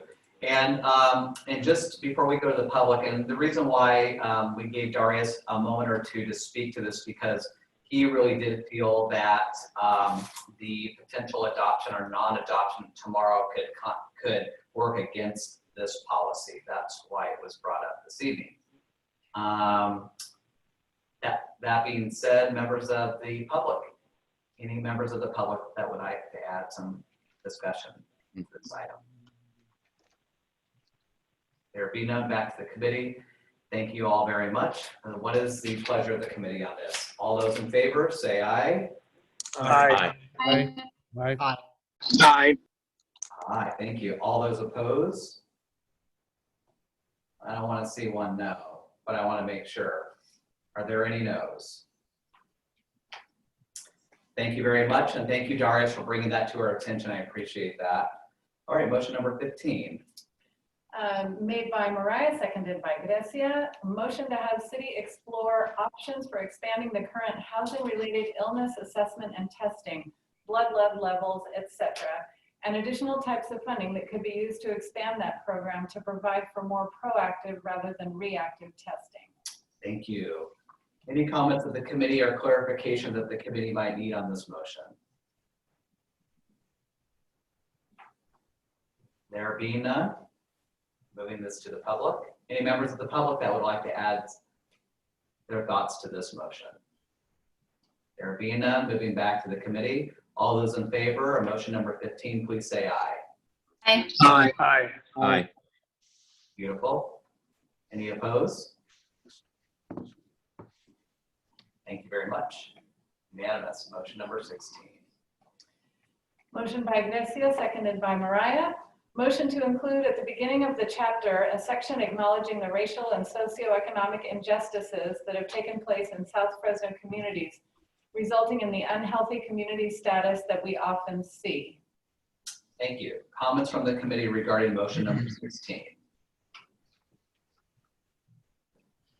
Comments from the committee on motion number 16? There being none, I'm moving right over to members of the public. Mr. Dion, please. Can you describe what chapter this is referring to? It's chapter number 10. And let me tell you what the chapter is called. Healthy community. It's called, chapter number 10 is regarding healthy communities. Okay, and have there been, I guess, studies and such to, I guess, show proof of this kind of stuff going on, as opposed to just assumption? If I can have my motion maker chime in, Garcia, could you chime in and please provide some thoughts to this question?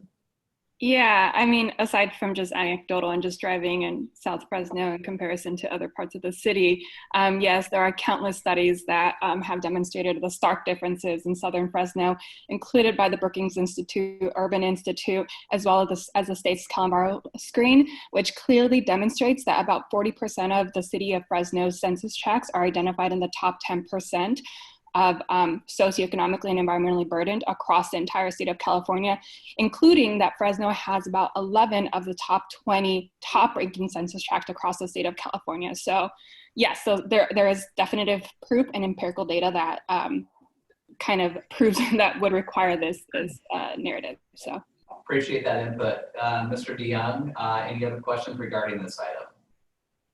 There being none. Back to the committee, Garcia. Thank you for your knowledge on that question. Will the committee, all those in favor say aye? Aye. Aye. Thank you. Any opposed? No, Steve Brandow. No to Steve.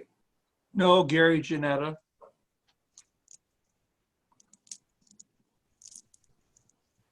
So our no's are registered. Our no's No, are Matt Smith. Matt Smith. Okay. I have no's, Supervisor Brandow, Mr. Gary Giannetta, and no Matt Smith. Is there any additional no's?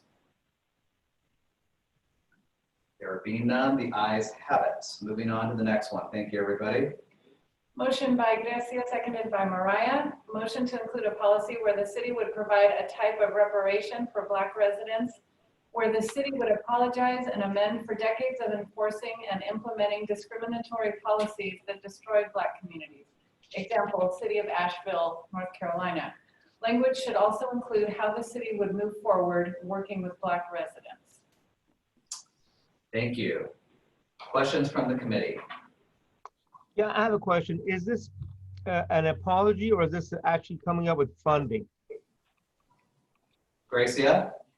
I think this is something that would open that door to have that conversation with the Black community, and something that, to start that conversation. And I wouldn't say what it is that folks would want to see or implement, but I won't say yes and I won't say no to that, just because it's something that I can't speak to myself. And I would look towards the example that I provided in North Carolina, kind of to see what they're doing in this instance.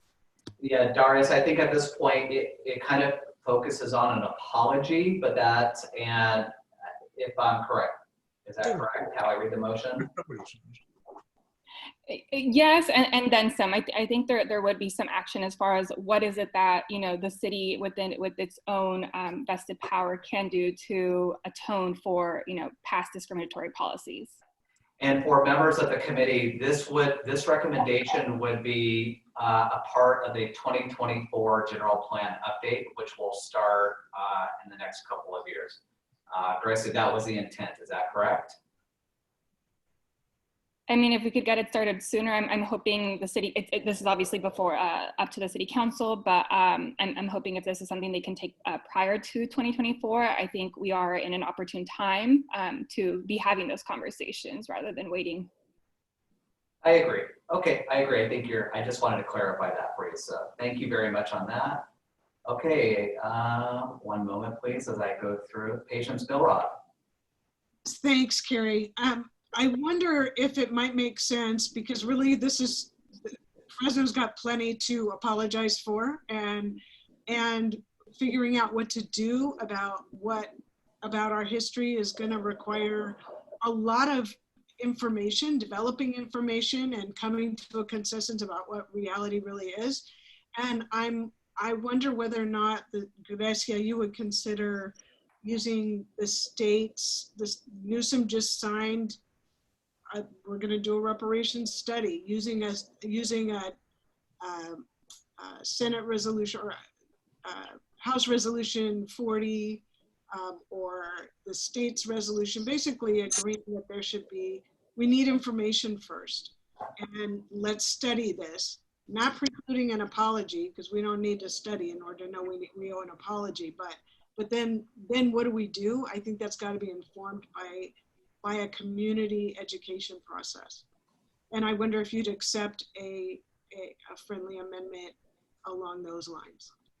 Yeah, so just to clarify, it would be kind of, I guess, aligning with that bill of, I think it was like creating a reparations committee, correct, Patience? Is that the one you're referring to? Yeah, I think it makes sense to align those two interests. I assume, whoever's part of that committee will do a great job. So I can see that definitely influencing this process, even with or without the language. I would hope it would influence the process, but to be more intentional, yes, can add that in there. Okay. I have a question also. Is it limited to Black communities, or would you add Native Americans, or I know there's lots of discrimination in Fresno against Armenians in the past, or is that limited to just Black communities?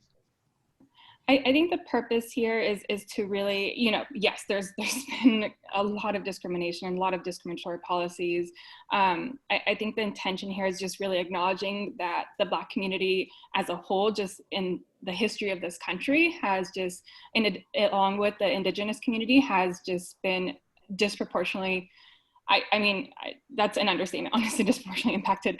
I don't have the words for the way they've been impacted, but I think it's just really acknowledging the impact on Black. But yes, I think I would be open to the Indigenous, just again, given the centuries of policies and wrongdoings that have been inflicted on those two specific communities, and how this country has reaped countless dollars, again, on the lives lost of those two specific demographics. So I'm going to just clarify. So this is not about, there's no fiscal impact at this point for your motion, because if it was a fiscal impact, I was going to ask where would the funding come from. But number two, you're saying you would entertain a friendly amendment to include Native Americans. Would you also agree to a friendly amendment for Armenian community? I think I would leave it toward the Black community. I'm not, to be honest, I'm not educated enough on the Indigenous community in Fresno and how involved and engaged they are. But I think this is something I would probably defer to this committee, or this group, or whatever is formed out of this, however the city council, hopefully they take it and they want to see this through. I think I would be more open to see how again, specifically the Black community would want to see this. Oftentimes they do include the Indigenous group in this, again, because of the centuries of disenfranchisement towards those groups specifically. So But there's no fiscal impact, is that correct? that is correct. There's no fiscal impact, and I'm gonna open it up to the public and I'll come back to the committee. I'm gonna, 1 second. I think it's a, Dennis, are you still there?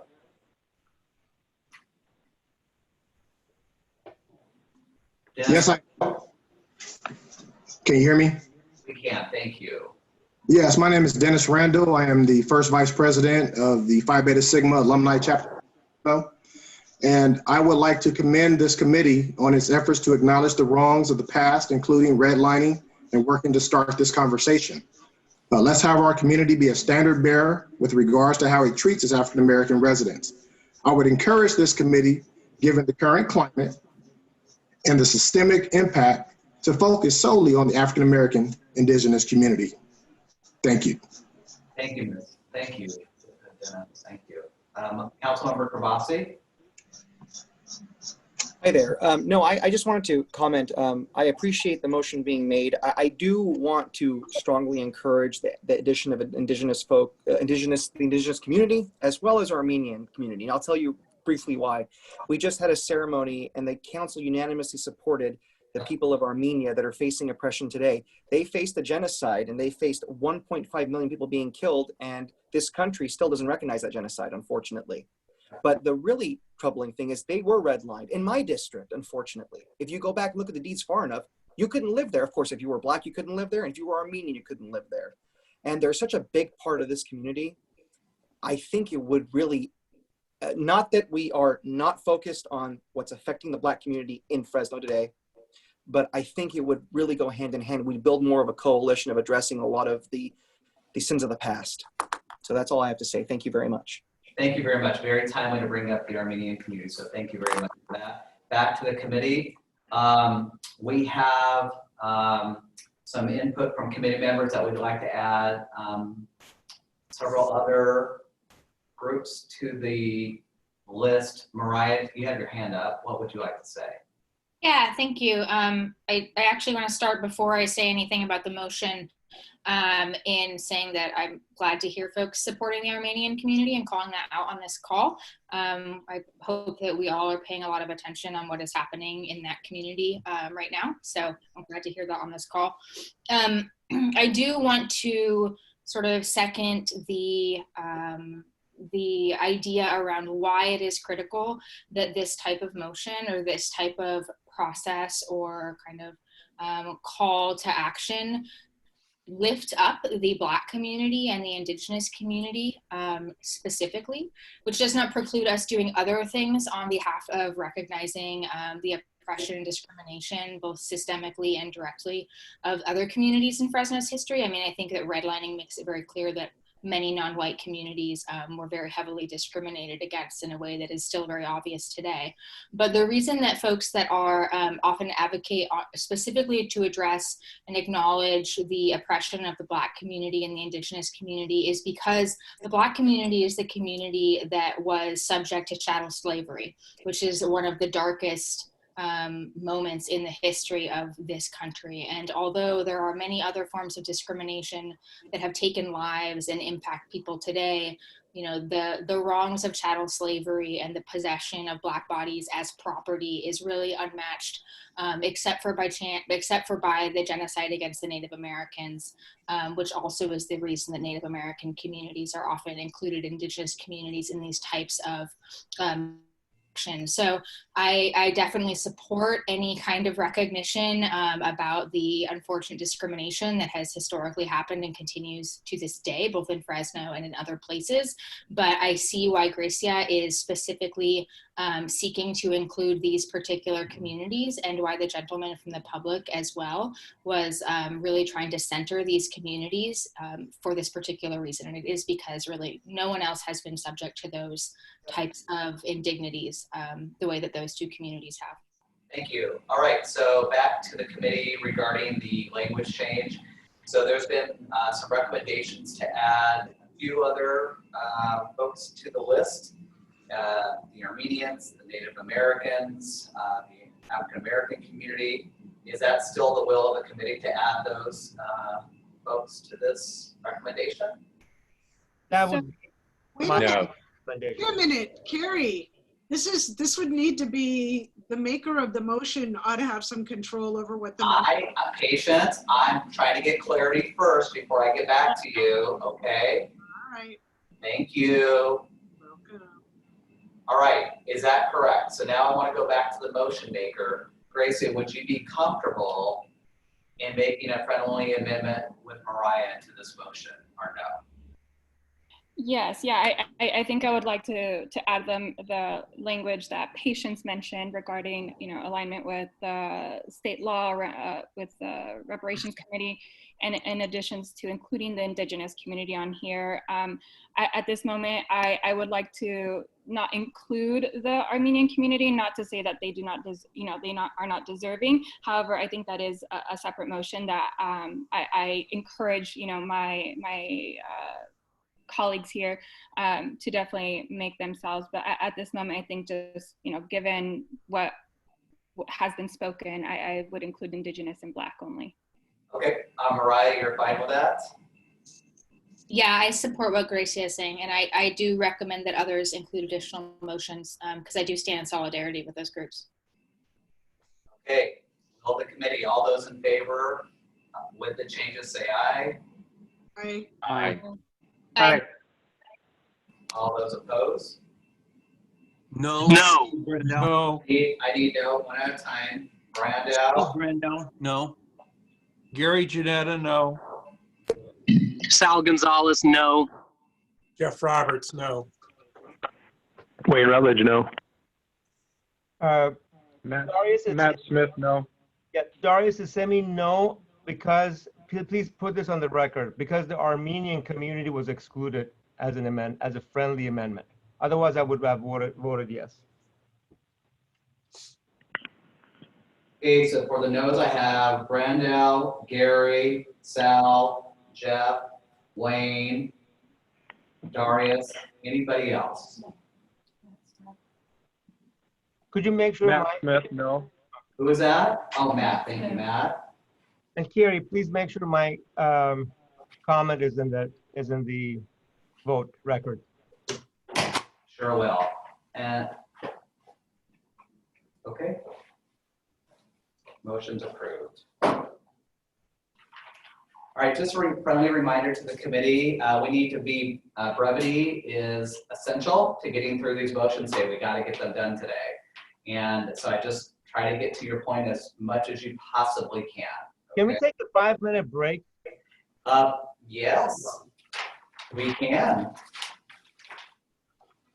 5-minute break, everybody catch your breath, take a stretch, and remember to come back knowing we need to be brief for the rest of the motions to get through them all tonight. Nobody can get off the call till we're done tonight, folks. Thank you. 5 minutes.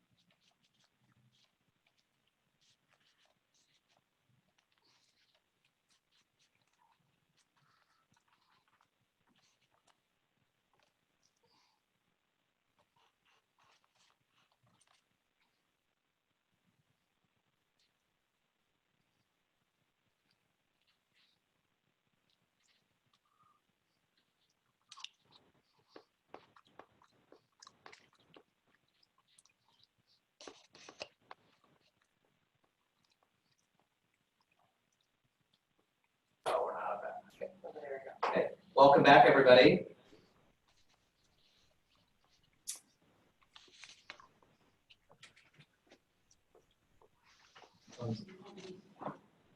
Everybody's on mute.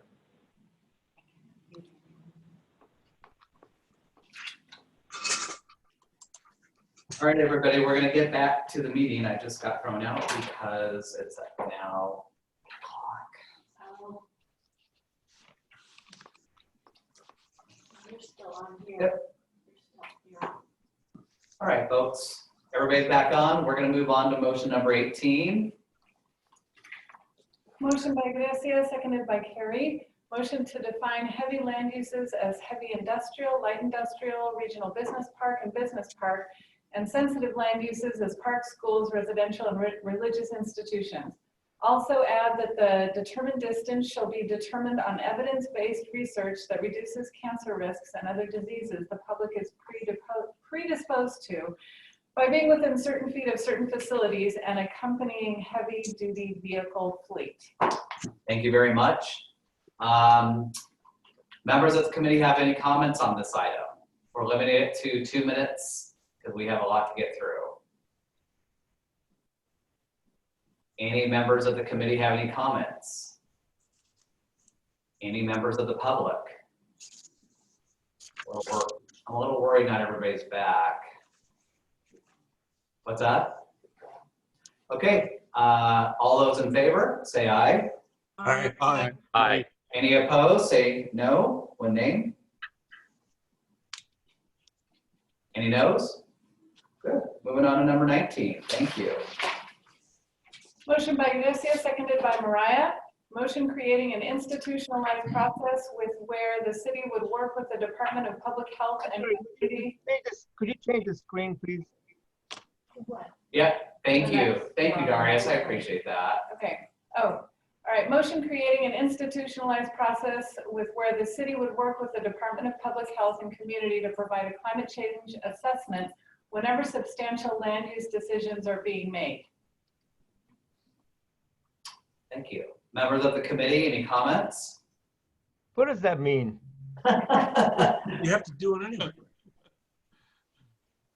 Gracia, would you like to explain your motion, please? Yes, yeah. So currently, the city obviously has the land use control in making any zoning changes whatsoever, and so this would just kind of encourage and hopefully require the city to work with appropriate departments such as the Department of Public Health and the San Joaquin the Air Pollution District to ensure that potential land uses are not having any negative impacts without meaning to. And so this would just be creating a system where if there's a proposal like say of a warehouse or a park next to an industrial facility or a landfill or something, there would be experts who are in either the public health or air quality to be able to chime in and say, hey, this is actually not a good idea.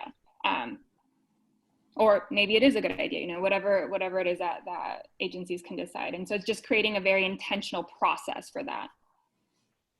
So by climate change, you mean going through the air board, the local air board? So air board, but then also public health, because climate change does have public health consequences as well. Doesn't CEQA already require a greenhouse gas / climate change / air quality assessment through its initial study process? It does. You have to go through the air board. Yeah. On every project. Yeah, but there's not a CEQA process for every single project. Or sorry, I'll rephrase. So most projects are done through, say, negative NMD or an ND or something that doesn't require a full EIR, where the public actually has a more easier way to get involved. And so in those situations when there is, just discretionary approval, say for the planning director to make those changes, this would be an opportunity for health experts, air quality experts to weigh in on those decisions, since the public may not have the full availability to make that decision. So just because CEQA is being done does not mean necessarily that the public is being made aware of this.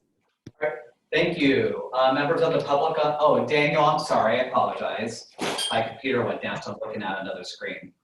Just Daniel? briefly, I was going to reference the CEQA process on this and maybe ask about the health department's role specifically as it relates to climate change, and if they actively avow themselves to do that. Because yeah, I mean, I write CEQA documents all day, and even if we're doing an initial study, all those considerations, if you're doing good CEQA work, they're already supposed to be happening. Or if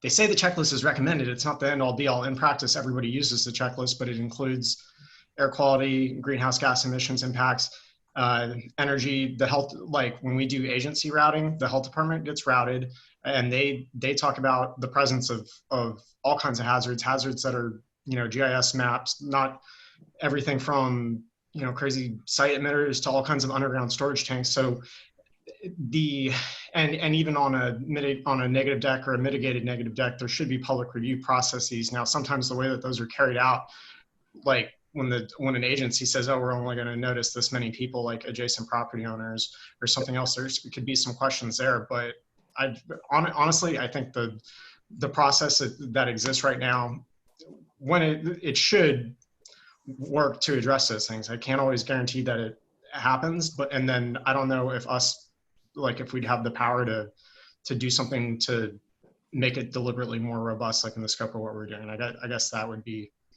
my unfair take on it. I got it. Thank you. That's a clarifying question. Gracia, is this as written? Are you saying that this only apply to discretionary processes that are CEQA, but also to ministerial processes? Yeah, so I'm saying I guess it would just be both, because it would be for any project that is undergoing a land use change. So whether it's ministerial or not. And I just realized, you know, I would like to make an amendment to my own motion to also include a climate change assessment in addition to a public health assessment. Again, I know CEQA is supposed to be that safeguard there. I've seen it fail in the past a lot of times. And so I think this is just a way to ensure that, and I'll give an example, you know, just recently there's currently a potential rezone for a warehouse or I believe it's a warehouse right behind an elementary school, it's K through 8. And it's, yes, and the tailpipe emissions are actually right onto the playground. And so I think common sense tells us we wouldn't want to see that anywhere. However, you know, it's something that is currently being looked at. And so again, this would hopefully add an additional safeguard to have public health experts, air quality experts to really have a more of a say in this process. Right. Thank you. So you wanted to add, just for clarification, where did you want to add it? So it would just be provide a climate change and public health assessment. Okay, thank you very much. Reminder to the committee, try to be mindful of the time. Members of the public. Okay, back to the committee. I have a question for staff. Is the city of Fresno already going through this process on land use decisions? Yes. Yes. Okay, so this makes it kind of, is it redundant? I mean, if we're talking about rezones and plan amendments, we do have to do this for those. Okay, so it's redundant. Got it. Thank you. So wait, is that you do have to do both a public health assessment and a climate change assessment? Because I understand that you have to do a CEQA assessment, but CEQA does not address human health impacts with restrictions, which are complicated. Yes, apologies, Mariah, you're correct. There's no health assessment required or included in our process. All right, thank you for that. Committee members, all in favor? Aye. Aye. Aye. All those saying no? No. No. Sal Gonzalez is a no. Sorry, it's No. Hold on. Wayne Rutledge is a no. Okay, all right. Jeff Roberts is a no. Okay, hold on. Robert, so that's Jeff. Matt Smith, no. Who was that? Yeah. Steve Brandow, no. Steve. Gary Janetta, no. Gary's no. Sorry. Sal, you said you were no? No. Correct. Darius. So right now I have Jeff. Somebody else was. I was also no. Daniel. So right now we have Jeff, Gary, Matt, Steve, Sal, Darius, and Daniel. Oh, and Wayne, right? Yes, Wayne is a no. And I am a no. That is 9 no's. Motion fails. Okay, moving on to the next, number 20. Motion by Gracia, seconded by Daniel, Motion to include language to prioritize established neighborhoods and investing equitably. What does that mean? Can you, What is it? Thank you. Gracia, would you like to provide a brief clarification to the committee? Yeah, so this is in, again, chapter 10, the Healthy Communities chapter. And so it would just direct staff to ideally, the way I've seen investments done in the past few years, it's, you know, very much equally where everyone gets the same amount of money, everyone gets the same size shoe, disregarding the fact that some communities have infrastructure deferment costs that are substantially higher than other communities, just given how long they've been around. And so this would set forth, you know, direction to staff to hopefully really look at a more equitable way of distributing and ensuring that, you know, more established neighborhoods with higher deferment costs are being considered more. Thank you. Any other questions from the committee regarding this motion? yes, I have a question for Gracia. So this means established neighborhoods that have infrastructure problems like potholes and sidewalks need to be prioritized over other neighborhoods, regardless of what part of town they're in. So it would look at neighborhoods that have received funding in the past, and then how, like the way I see it, and again, I think this is discretionary for staff to really like, I think determine that, but I think it would be a comprehensive approach to look at past investments, look at current socioeconomic and environmental health statuses of that neighborhood to say, you know, if there's no sidewalks, there's going to be needed of sidewalks. And then in addition to that, it would look at just what is needed in general. I think oftentimes when we're looking at investments, sometimes council and staff get afraid of investing in a neighborhood just because it's missing drainage, gutter, absolutely everything. And so they look at piecemealing instead of doing a full-on project. So it would be a more comprehensive approach, but it gives that discretion to staff. So, and they could pick these neighborhoods in any part of town that they would want to, so long as it does, you know, lacks infrastructure. Is that what your motion is? I wouldn't say lacks infrastructure. I think it would just be like areas that have not seen investments relative to other areas. So it would be comparing, you know, apples to apples in a sense of, you know, hey, has this neighborhood received investments and how long has it been around? What are the deferment costs in this neighborhood versus another neighborhood? How long has a neighborhood been around? It would really address that. And really, I think the focus would ideally be in the inner core of the city. So not the city's infill definition, but the inner core of, you know, prior to, I would say 1950s, but I'm not going to kind of make that definition, so that's specific. So just for clarification, earlier, many months ago, Scott Mosier kind of went over the city's policy in terms of how they look at neighborhoods and how they utilize their dollars. Scott, could you jump in? I see you there. Could you give clarification to how we're prioritizing some of these neighborhoods that maybe the streets haven't been touched within, you know, 60 years or sidewalks? Can you give us a brief update on that, please? There we go. I'm unmuted. Thank All right. So a few different things came up in the conversation. One was lack of infrastructure like curbs, gutters, and sidewalks.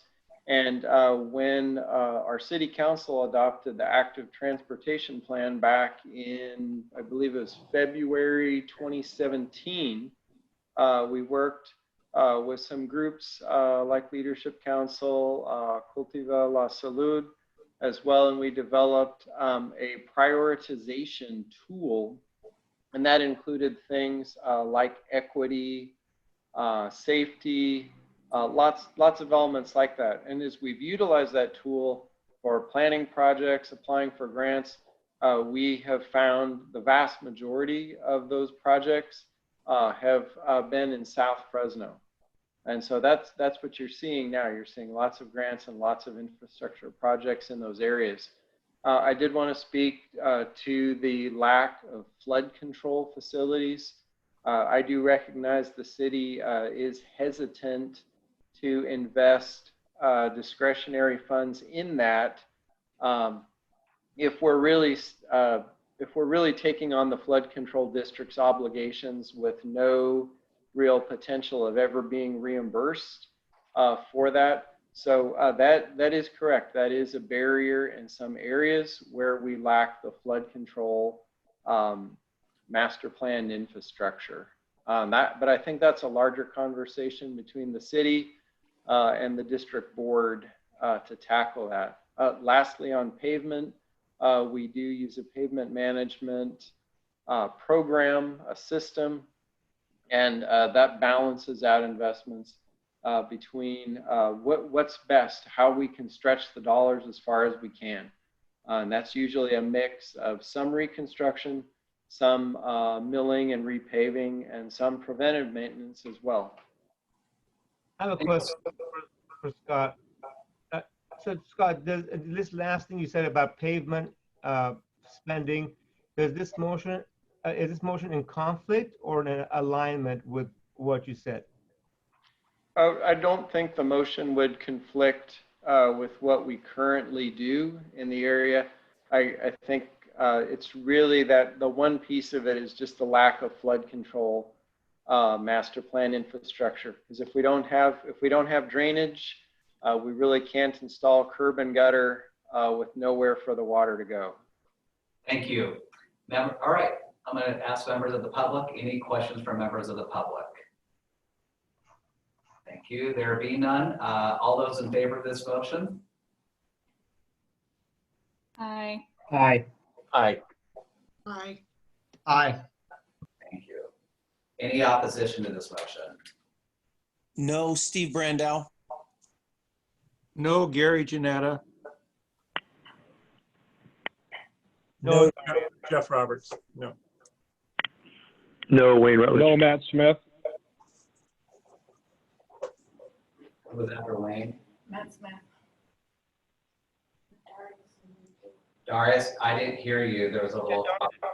Darius is a no, unless it includes Pinedale as well. But I'm kidding. Any other no's? Pinedale needs to be addressed. I don't know if that Pinedale would fit under this motion or Thank not. you. Are there any other no's? Clarification, I have Steve, Gary, Jeff, Wayne, Matt, and Darius. Did I miss anybody? Okay, 6 no's, motion approved. All right, moving on to the next. Sorry, Nick. Motion by Gracia, seconded by Mariah. Motion to identify incentives that would encourage farmers markets as a short-term food access solution, especially within known food deserts. This was very similar to a motion that was approved earlier. Any members of the public that would like to add any comments to this motion? What's that, Darius? Call for the question. All right, I was doing that. All those in favor? Aye. Aye. I don't want to hear any no's, but are there no's? Okay. Moving on to the next. Thank you. Unanimous. Motion by Gracia, seconded by Mariah. Motion to include language in which the city would work with the community to identify strategies of alleyway and street beautification and safety, especially those near schools. Thank you very much. Members of the committee have any questions regarding this? I think we're all trying to do our best to beautify our city. Yeah. And any members of the public have any comments regarding this recommendation? There being none, moving it back to the committee. All those in favor? Aye. Aye. Aye.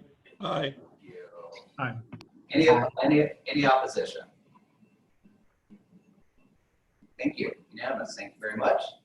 Next. Motion by Steve Brandow, seconded by Darius. Motion to revisit/revise the agriculture mitigation portion of the general plan. Committee conversation. Gracia, please. I'm not familiar with the mitigation portion. Can someone enlighten me, please? What's that? That's RC. You know, I'm going to actually ask a question. I think City of Fresno recently went through ag land mitigation I remember correctly, like a year ago. I don't know if Steve, and I had forgotten about that. I don't know if Steve knows that or not. Was it resolved, Darius?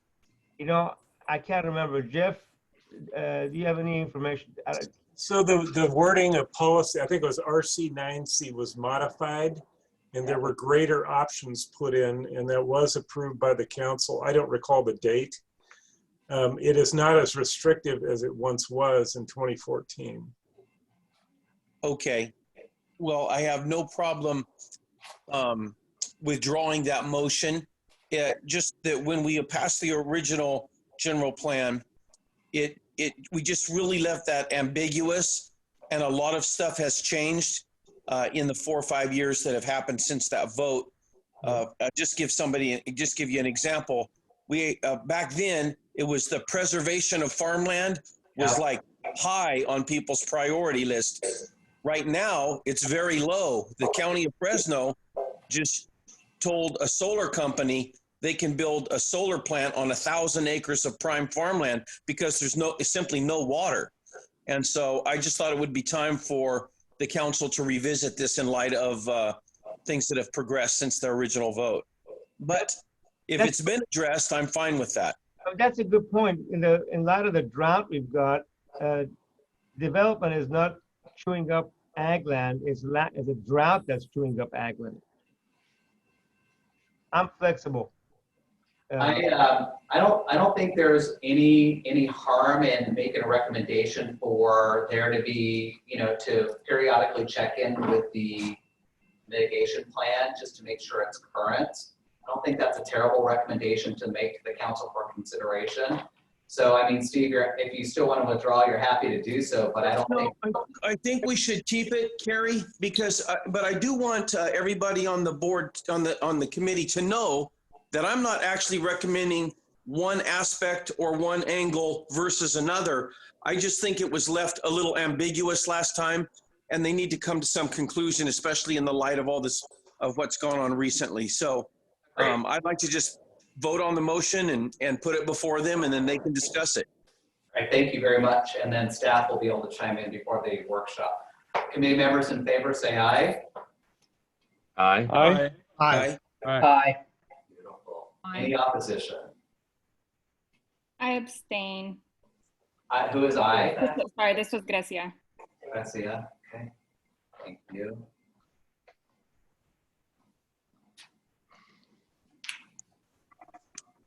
All right, moving on to the next. Thank you. Motion by Daniel, seconded by Mariah. Motion would be to update the Healthy Communities chapter to address and incorporate the cannabis ordinance as necessary. Conversation by the committee. What does that mean? Daniel? Basically, the city's adopted its cannabis ordinance. The general plan doesn't address it at all yet. So this would be kind of a forward-looking, hey, by the time the next one gets updated, it's intentionally non-specific, but I probably would see it, policies being adopted similar to how we treat, regulating ABC license types of businesses. It's basically just trying to align a codified piece of municipal code on cannabis with, getting our general plan aligned with that now that it exists. Okay, thanks. Any other comments from the committee on this? There being none, moving over to the public. Would any member of the public like to address this particular motion? There being none, moving it back over to the committee. All those in favor, say aye. Aye. Aye. Any opposition? No, Steve Brandow.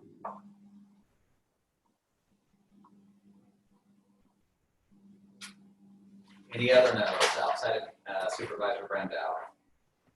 Thank you very much. Moving on. I think next slide, yes.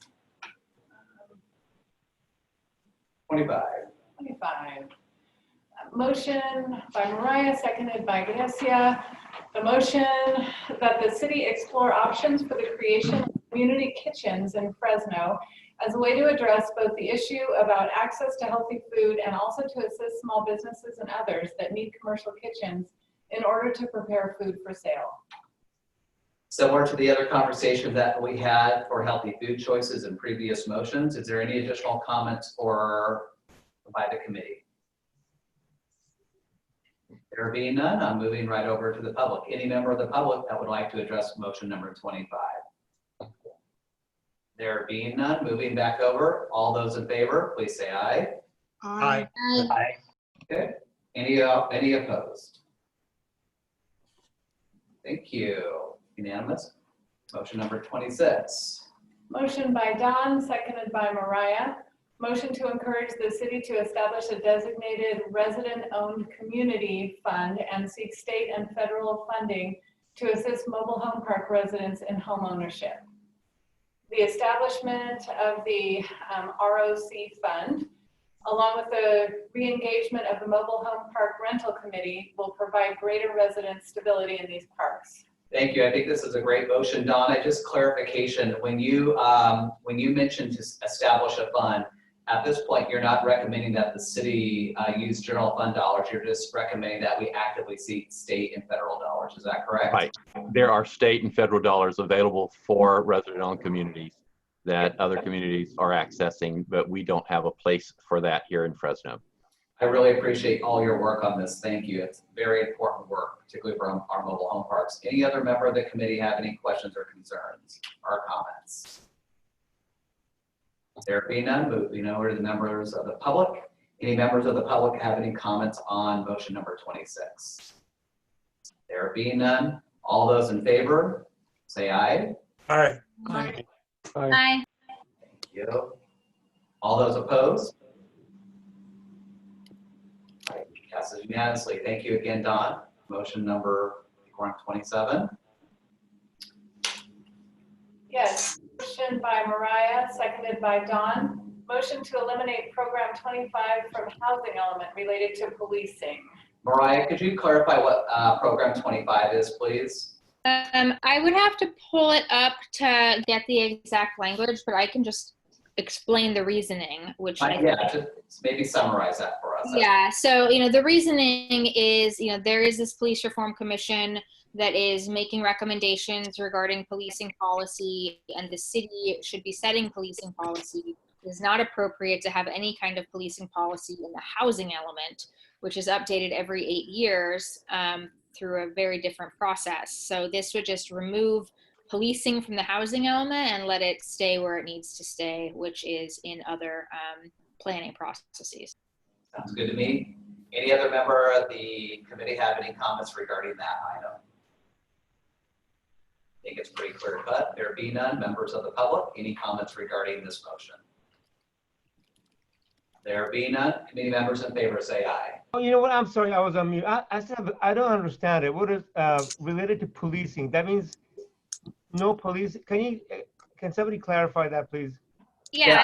Let me just have staff. Staff is prepared to answer that, and then hang tight. Go ahead. I'm reading from one of our annual reports. What program 25 is called Enhanced Police Service to High Crime Neighborhoods. And the summary of the policy is to reduce crime in high crime neighborhoods and explore funding for safety programs on an ongoing basis. Okay, that's what the current program says, and Mariah's motion is to My motion is to eliminate it because it is in the housing element, and it's not appropriate for there to be policing policy and policing prioritization policies in the housing element.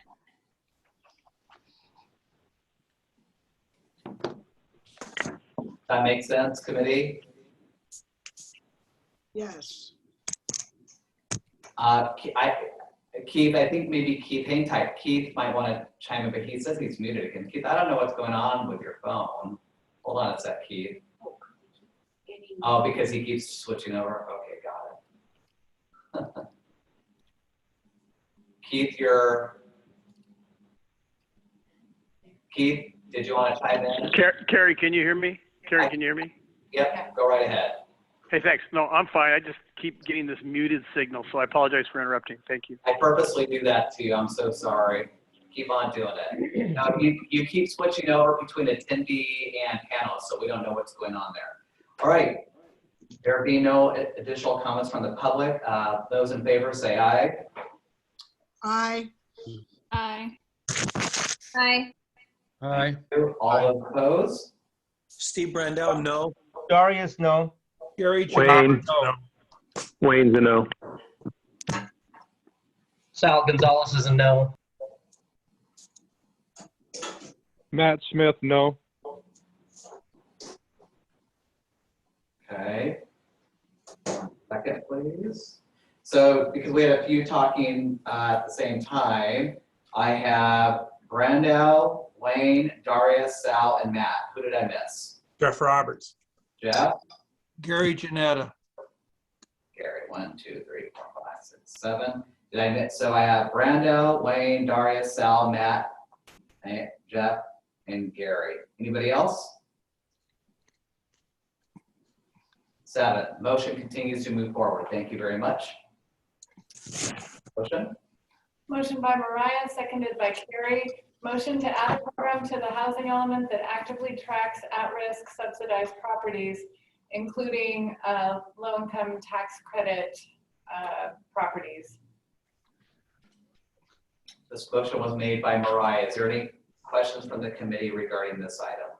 Either one of you, Mariah or Carrie, what's an at-risk subsidized property? Mariah?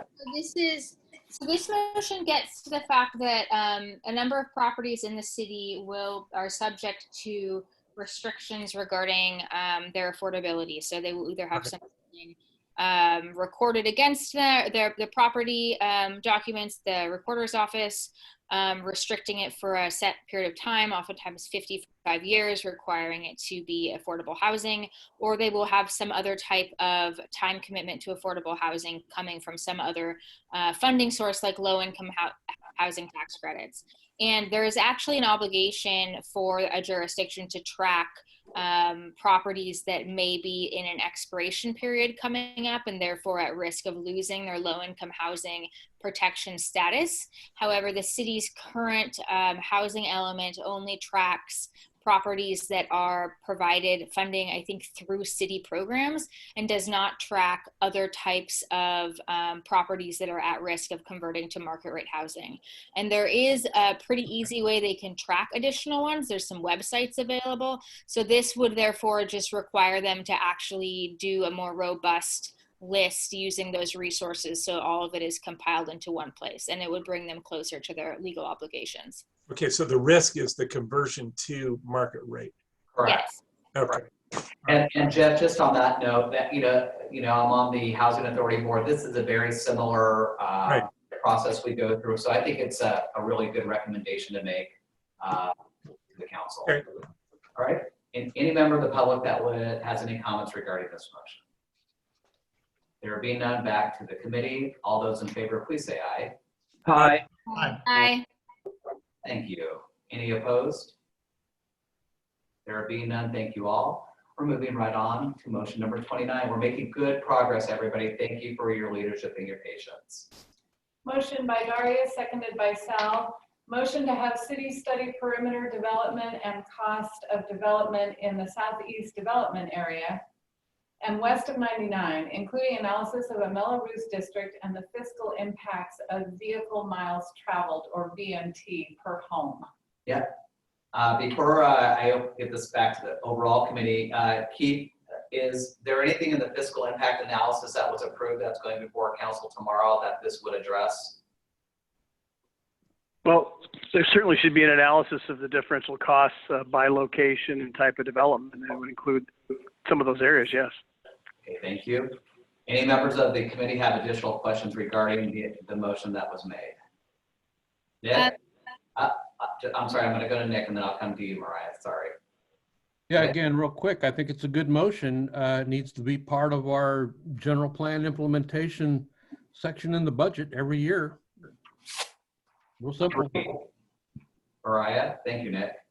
It sounds to me like it's a little bit redundant until we have the fiscal impact study completed, and then it should be revisited.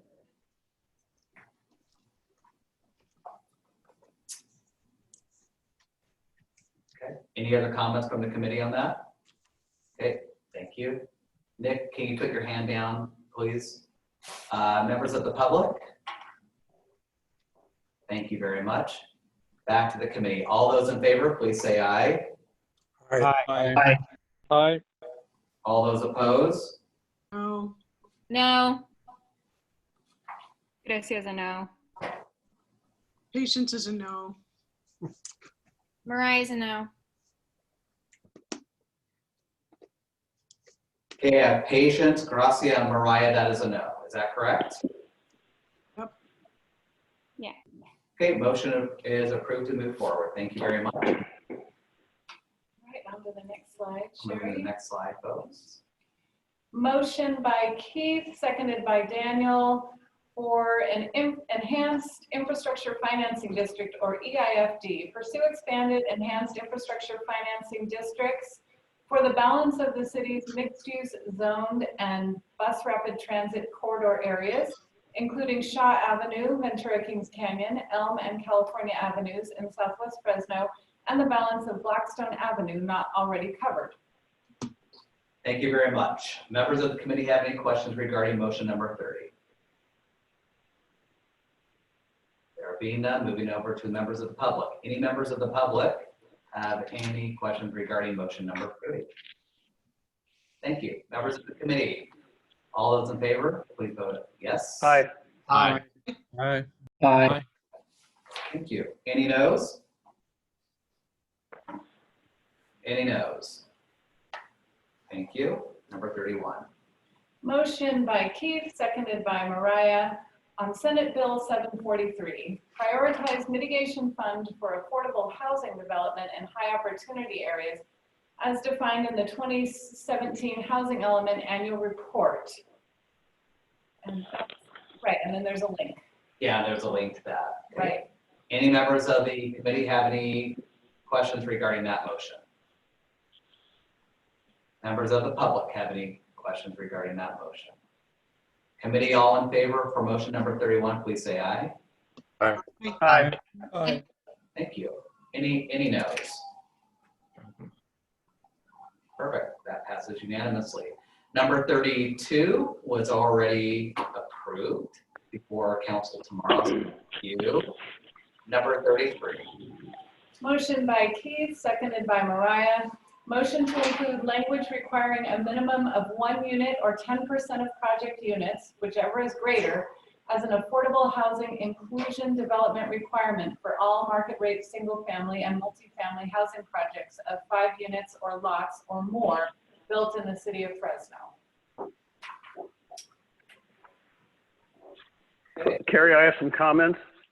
One moment, please. Who is that said that? Because I don't see your hand. Oh, hi, Keith. It was Keith, I'm sorry. Go ahead, Keith. So I just think this has gotten so serious. Our affordability crisis is so serious. It's scaling significantly. And I think the reason I made this motion, and I hope that Mariah feels the same way with her second, is that the city council needs to consider all the possible tools that we could use to combat really the deprivation of a large, increasing deprivation of a large segment of our population. And somehow we have to have, safe, affordable housing. So this is really something to suggest that we look at the scale of the problem and get the city council to actually grapple with what are all the tools that are necessary. I feel like right now when I look at the whole scene of affordable housing, we've got a lot of very expensive units. We're looking for subsidies, and it just doesn't get anywhere close to meeting the needs. So I'm hoping that we can push something forward to the city council so they can grapple with this. Thank you. Any other members of the committee have any questions regarding this item? I have a comment. Just as a market rate home builder and medium and high density apartment builder, the best way to have more housing that's affordable is to increase supply. And when supply goes up, prices usually come down. The reason California is so expensive, we know this, their demand is substantially higher than supply. So all these impact fees, all these restrictive growth policies lead to, and people want to move to California. So drives price of housing up substantially. So And by the way, we've done studies, talked to our homeowners about, affordable housing. In other words, can 1 out of 10 units be subsidized by the other 9 out of 10? And it creates this, I mean, again, I don't make the rules, but those, it creates these challenges within these developments. I think, my opinion, as somebody that builds housing and apartments, low and medium and high density apartments in the Fresno area, the best way to address housing is to increase supply. And we're not running out of land. We have to just address how to get the water, like, some of the other folks have talked about. It address water, sewer, all the environmental impacts of adding growth and keeping it sustainable. But this becomes a tool. When you make 1 unit affordable, somebody's going to pay for that. The other folks, whether it's 90% or 80% of the homes have to be paying more to subsidize that. I thank you, Darius. Your comments have gotten everybody to raise their hand, so I'm going to go in order, everybody, so please be patient. So the first one I have is Daniel. Daniel? Hey, just a brief question for Keith in coming up with the 5-unit threshold, if there was a reason for that. I don't know if it has to do with, I know when you want to go get like FHA financing or something to go develop, there's some weird cutoff at 4 units, and I wasn't sure if it was reflective of that or if it was some other rationale for that unit threshold. If Keith, if you have the info. Sure. We just looked at a whole bunch of different, inclusionary zoning ordinances around the country. And this seemed to be a reasonable threshold. So I can supply later on, I guess, some of my internet research. Yeah, Keith, I have maybe I could ask a follow-up that, if you don't mind, Daniel, is Keith, when you were doing the research, did you look at did you look at other cities nationwide or just at California cities? I looked at it nationwide and tried to look at it California. It's been so long since I wrote that thing. I need to make sure I get some stuff to you. But I think this was, and even the threshold is debatable to me. Tried to pull it back from a 20%, which is in some other jurisdictions, to more of a 10% and some minimum unit requirement. But I'm not really stuck on those numbers as much as I am, are we seriously evaluating this as one of the tools that we should be using? Okay, thank you very much. Mariah? Or Daniel, did you have any follow-up, or can I move on to Mariah? Go ahead and move on. Thanks, Keith, and thanks, Carrie. Thank you. Mariah? Thanks, Carrie. The first thing I want to say is that a great way to address the need for more affordable housing in California is to build more affordable housing in California. Many low-income and very low-income people are using market rate housing that they cannot afford and are paying 50% of their income to do so because there are not units that are available for very low and low income. They're not being constructed. So constructing low income and very low income units allows those people to move into the appropriate cost housing and open up market rates units for other people so that no one is being overburdened. And so I do support this, absolutely. I think that any tool that we can have is going to be helpful. And I just really think it's important that, that we do not kind of assume that it is correct that the way to provide very poor people with housing is to build more market rate housing. That is not how that works. Thank you very much. Thank you, Mariah. Patience? So I think the operative part of what Keith mentioned a little minute ago is he has looked at these ordinances all over the country and all over the state. In many parts of the state, developers actually produce a pro forma that helps the local government determine like how many affordable housing units can you actually include in your development. So here in Fresno, we've never asked for a pro forma. We're asked to just trust but not verify that it's somehow unaffordable to do inclusionary housing. Studies in the middle of the 2000s indicated that was not the case. So it's way past time we did this. I agree with Keith. This is just one tool. This isn't going to solve the 35,000 plus shortage of affordable housing units, but it is, we as a city ridiculously overproduce the amount of above moderate income housing that Arena suggests that we need. So it really makes a lot of sense that we start responding to the intense need for affordable housing. That's the city's job, and this is one way to do it, and people do it all over the country, and everyone lives. Thank you, Nick. Thank you, Patience. Nick? Yeah. Well, I like the motion, but again, I mean, to me, this is a lot more than a national or a state comparison. I mean, we need to be talking about our region here. Why wouldn't we want this to apply to Fresno County and Clovis and Madera County? Well, but yeah, Nick, and I value that, but to try to get the county and the city of Clovis and the city of Fresno on the same page, even with COVID, they couldn't do that. So I think while I hear you, the utopia style would be great. I think that we need to focus on, the 5th largest cities policy at this point. So I do hear you. I do hear you though. Well, part of my later motion about the regional planning and cooperation element. I appreciate that. Didn't mean to cut you off or show any disrespect. I'm going to go to members of the public. Brian Dean, thank you for being patient.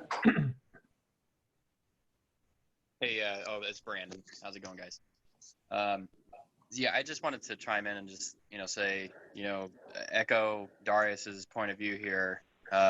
More supply means less upward pressure of home prices. 100%, that's what increases home prices.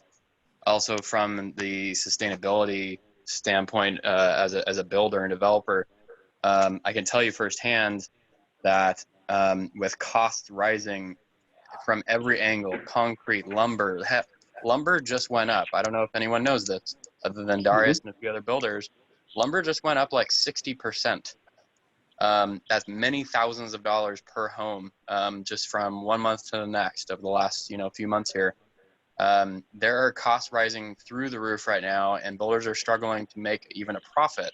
So if this became a requirement, I can tell you for sure, you'll probably lose some development dollars in the area. So I just want to suggest that, be cautious with these pretty strong requirements to reduce the profitability of a home building company that is struggling at this time. Thank you. Appreciate that. Back to members of the committee. For me, I think this is a really important issue that needs to be addressed. I think for far too long, we've kicked the can down the road. We're never going to have enough supply. We don't have enough income. We have folks that don't have the ability to even qualify for loans. So it's a really big issue, and I think we need all the tools in the toolbox that we could have. I just think we need to broaden the opportunities here. So with that, I'll call. I have one last comment. One of the ways this could be addressed, by the way, I think Patience is right. There's other parts of the state that do this, but you also get fantastic density bonuses. Like in San Francisco and San Jose, you can build 300 units allowed. Then you can go to 400 units, but out of those additional 100, 30 of them have to be affordable by some gauge, whatever the percentage is. And so developers go, gosh, I have demand for 2,000 units, and I now get a chance to actually build 100 more units. I'd gladly give 20 of those units away. So the formula works really well in areas that are substantially restricted on land, and job growth is exponentially high. In our area, we just have to remember that when you subsidize one unit, the other units are going to pay more. And we have so much, we're not restricted on land in our area. So we can actually, as Brandon said, we can actually build more and bring the supply up, and that will force prices to come down. Let me just say one last item real quick. One of the ways that some of us are looking at making housing more affordable is you have a subdivision of, let's call it 300 homes. We have pockets that are, start at, today's entry-level home, brand new, is about 300K or 290. You have 290, then you have, 350 pocket, then you have a neighborhood of 450, and then so on and so forth. With cost of permit fees, impact fees, and all the studies that every developer has to go through, and the cost of land, and the cost of materials, it's impossible to, almost impossible to deliver a brand new home under, call it 290 or 280,000 in Fresno, and have a profit margin of more than 3 or 4%, 5%. A typical margin, by the way, nationwide for builders is 7%. So you just need to be mindful of these. We can have a mixed use of products in a neighborhood, but not all in the same track. Yep. Okay, so I'm going to have the last word on this, and then we're going to call the question. The biggest thing that I think the definition of affordable, what's affordable mean? What are the incentives that are tied to the affordable unit? So I think there's ambiguity in what the word affordability means to me, and I think a part of moving this motion forward or not forward is really to set those definitions, but also to tie it to, we have down payment assistance. What does it mean? Are they going to be eligible for the loans? It's a very complex issue, but we're looking at providing more affordable units. I don't know what that definition is at this time. So with that, I'm going to call the question. All those in favor, say aye. Aye. Aye. Aye. All those opposed? Darius, no. Steve Brown, no. Jeff Roberts, no, it's a terrible tool to have in the toolbox. Matt Smith, no. I have a question, Carrie. So, like, how you say yes or no? How many people are yes? How many are no? I mean, do you have to actually do a roll call by person, or how does that work? No, I'm tracking the no's, so we have to have 9 no's, right, to vote it down. So that's are all 17 of us here tonight? I mean, Yes. what happens if it's 8 to 8? Darius, are all 17 are here. Okay. I'll let you know when it changes. That's why I'm asking us to kind of keep going. So I have Darius, I have Jeff, I have Matt, I have Wayne, right? What's that? Correct. Steve. Who else? Sal's a no. Was that Sal? Gary's a no. Okay. I have Darius, Jeff, Matt, Wayne, Steve, Sal, and Gary. Is that correct?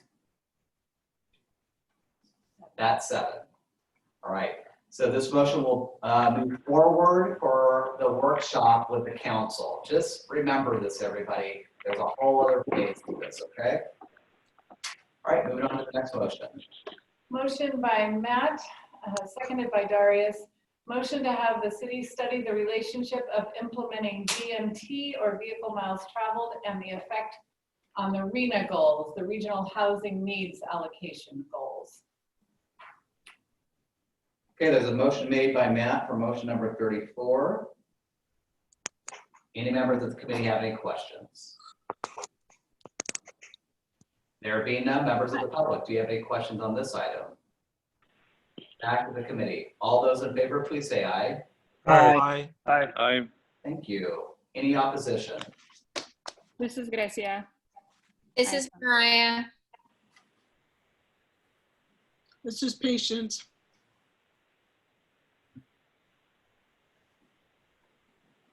So I have Mariah, Patience, Gracia, Oz, no's. Any additional no's to register? Thank you. Motion approves to move forward. Next slide, please.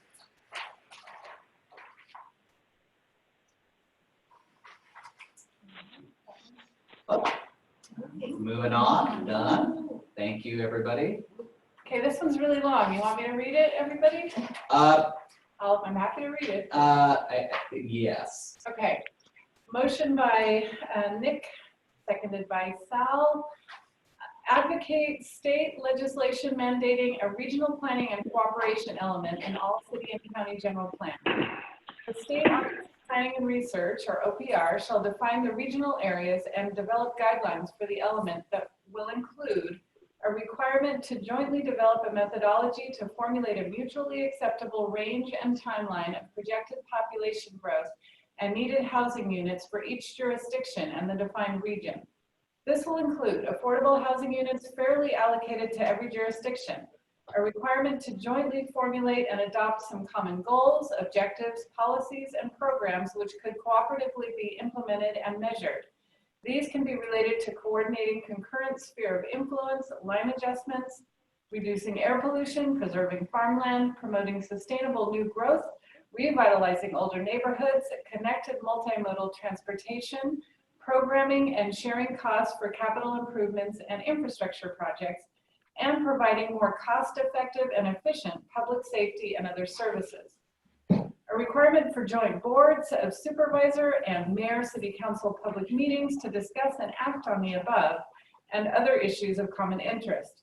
A requirement for OPR to conduct a periodic joint review of local government general plans by defined regional area. The review shall include a report on element compliance. Reports shall be submitted to affected mayors, city councils, county boards of supervisors, the state legislature, and the governor. Okay, I want to give you a round of applause for reading that long paragraph. Sorry, probably should have broke it down for you. All So right. thank you for doing that. Sophia, Mariah, you have your hand up, please. Yeah, first I want to second the thank you for reading all of that to allow translators to do their job effectively. I'm actually like very in favor of the concept behind wanting this cooperative, these cooperative planning processes. However, I really don't think it's appropriate for the general plan implementation committee to be making motions on what our jurisdiction should be lobbying for and advocating for at the state level. It just really seems far beyond the scope of what we have been convened to do here. So, I think that there are probably other avenues that are more appropriate for us to be having that type of conversation. Thank you. Any other member of the committee have any comments regarding this motion? Members of the public, any questions regarding motion number 36? Mariah, your hand's still up. Not sure if you had any last word. Nope, accident. It's okay. Let me just double check to make sure. Patience. Thank you. Members of the committee, all those in favor, please say yes. Yes. Yes. Thank you. Any no's? Mariah? Any other no's at this point? I have Mariah. Thank you for your input, Mariah, and thank you, Nick and Sal. Number 37. Motion by Nick, seconded by Keith. Motion is to establish a centralized operation for the processing of development, entitlement, and construction permit applications within the Planning and Development Department. This operation would continually house a consolidated staff from all city departments reviewing projects for acceptance and complete processing. It would include a full-time member of the city attorney's office and be led by a single manager. Staff in the centralized operation from other city departments would still apply project comments and requirements from their respective departments. Okay, this is a big one, tough one. Members of the committee have any comments for this recommendation? Gracia? How much is this looking to cost? Nick, you want to chime in? Yeah. Well, it's going to cost money because in some respects you'll have to add staff from other departments. This has been tried. I became the director in 2000. I started with the city in 71 and became the director in 2000. And we tried this 3 times progressively, meaning each time the process was improved. And it did work. It ended up right before I retired in September of 2008, being completely funded. However, I think everybody knows what happened in right after September of 2008, so it was immediately defunded. So this is something I feel very strongly about, having worked in the department for almost 40 years doing and planning every job at every level. I can tell you this will work. It has worked in the past. It just needs the proper funding. So to answer your question, yeah, it's going to cost money to do, but I think it should be a priority and it should be done. So we don't have a net cost, Mariah, so we'll go with the spirit of the motion. Any other members of the committee have any comments or concerns before I move to the public? Daniel? Yeah, just maybe brief refreshing my memory or clarifying that by having like consolidated staff, I mean, kind of the focus is to have them physically in the same room looking at stuff versus the existing, rat it out and get comments, and then just clarifying that that's kind of how this would work. And then the second thing would be like how, with what kind of regularity would this staff be working together? Would it be all the time? Would it be certain days? Like just a quick operational summary of that. Well, my feeling is yes on your first part. Sure, they look at projects together. But a bigger responsibility that they would have would be to figure out how to work better collectively to process applications more timely and consistently, okay? So they don't just sit around at a table and look at one project. They'll do that, of course. But they're a team and they figure out how to do things better together over time, including having a city attorney there as part of that staff to make any changes to the municipal code, development code, or whatever. Yeah. So there's two parts to this. Yeah, review everything, but just work together to make things, you know what I'm trying to say. Yeah. Definitely. I am wholeheartedly in support of like developing better like cross-disciplinary awareness, because so much stuff, like when I worked at a public agency, you got bogged down like that a lot. And there's, gaps and so much gets done having, people having the relationships right away with the people there. I'm also, I haven't had to be a department head or manager in terms of like, hey, this person is spending too much time here, and then all the costs and hiring decisions and stuff. I'm definitely deferential to you because of your role at the city and trying to implement this and stuff. And if you think it's like not just realistic, but that good, then yeah, that totally answers my questions. All right, thank you. This is one of those kind of scope creeping motions where it's really an operational issue for the next administration to consider. So I'm not 100% sure it's really a general plan, implementation strategy as much as it is as a recommendation to the administration for looking at how the department is run. But I'll leave that up to the will of the committee. I'm going to go to the members of the public. Mr. DeYoung, you're next. Hi guys. Yeah, I mean, these are the kinds of things. I mean, there's a lot of questions about the specifics of this, obviously. But I would say these are the kinds of things that go into the decision-making process of builders and developers as to which jurisdiction they want to focus their efforts in. And so if you want to encourage development, yeah, there in 5 minutes. If you want to encourage development in the city of Fresno, this is the kind of thing that would do that. A streamlined process that makes it quick and painless, that is clear. You have clear time expectations and expectations on what the process is and how it goes. That's what makes for, that will encourage development to be in this city.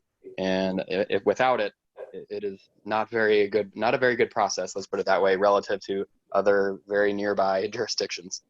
Thank you. Appreciate that. Members of the committee, we've had any other comments before we move to the votes? Okay, there being none, all those in favor, please say aye. Aye. Aye. Aye. Aye. Any noes? This is Gracie. I oppose. Gracie, you're voting no? Yes. This is Mariah. I'm going to abstain. You're going to abstain? Yes. Okay, just wanted to make sure. Okay.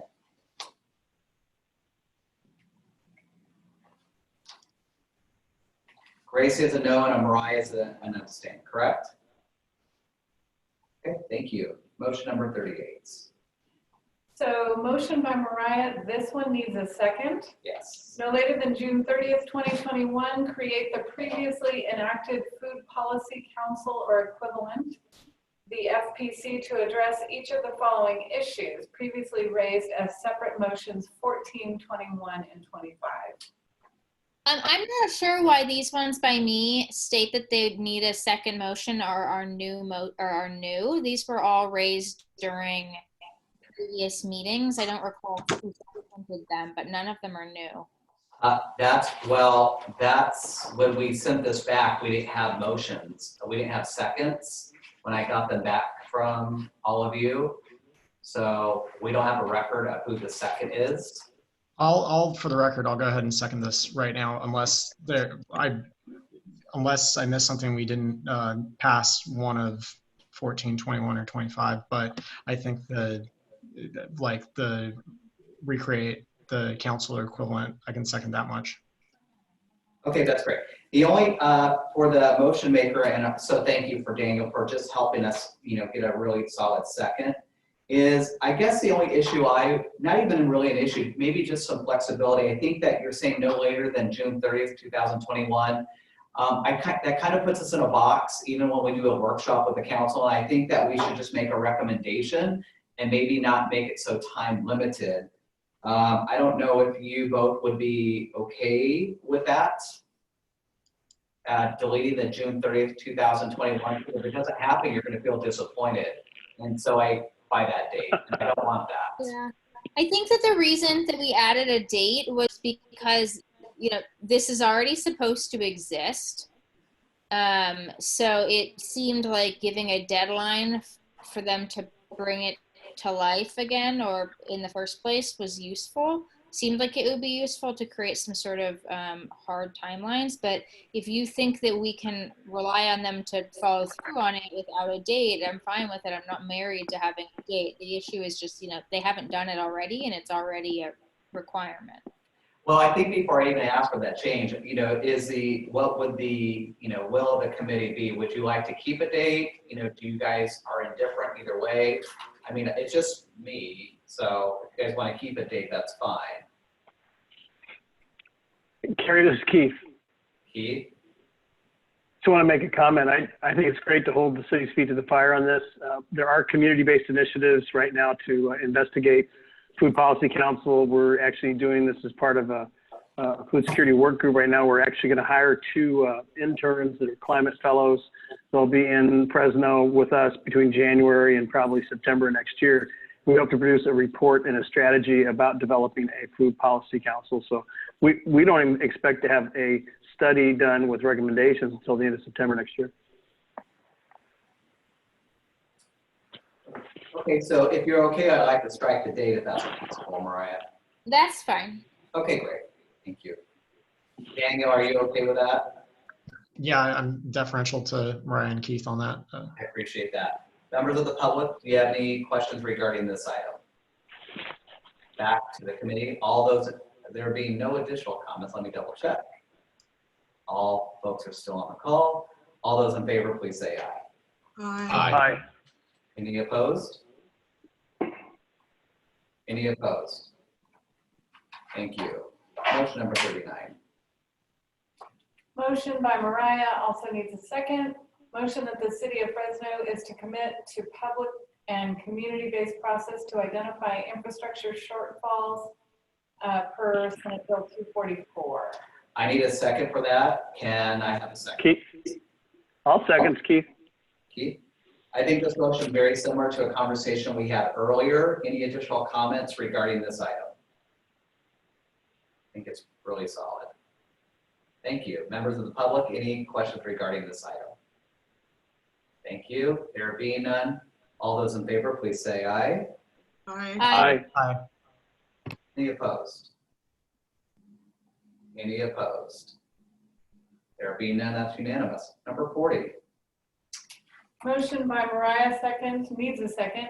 Motion that the city must adopt tools to measure decibel levels to determine noise pollution. Can I please have a second? Don, second. Patience. Oh, Patience, could you yield to Don and let him do the second? of course. Thank you. Okay, I'm going to open this up for conversation. Daniel, you have the floor. Hey, this just dawned on me.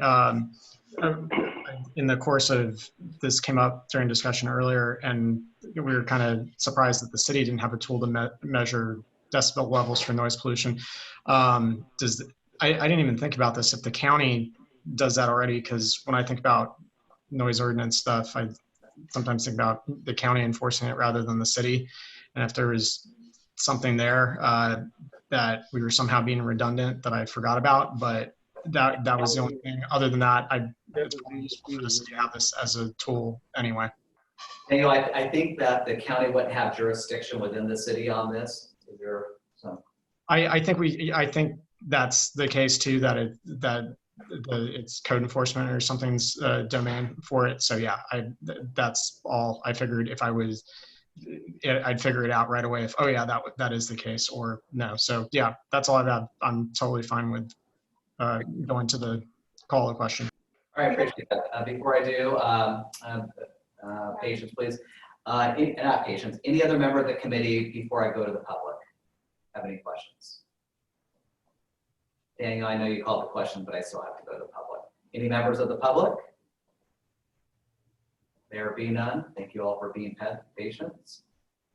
Keep saying patience is the name. How about that? All those in favor, please say aye. Aye. Aye. Aye. Any opposed? Opposed. Thank you. Darius? Okay. Thank you. Did we lose a bunch of people?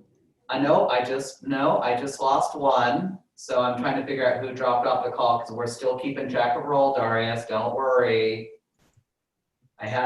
So pause. One just dropped off. Okay. Can I make a comment also? I mean, it's. Darius, let me finish the roll call, please, before I do this. Okay, I'm sorry. Thank you. So Keith and Matt are in the attendees.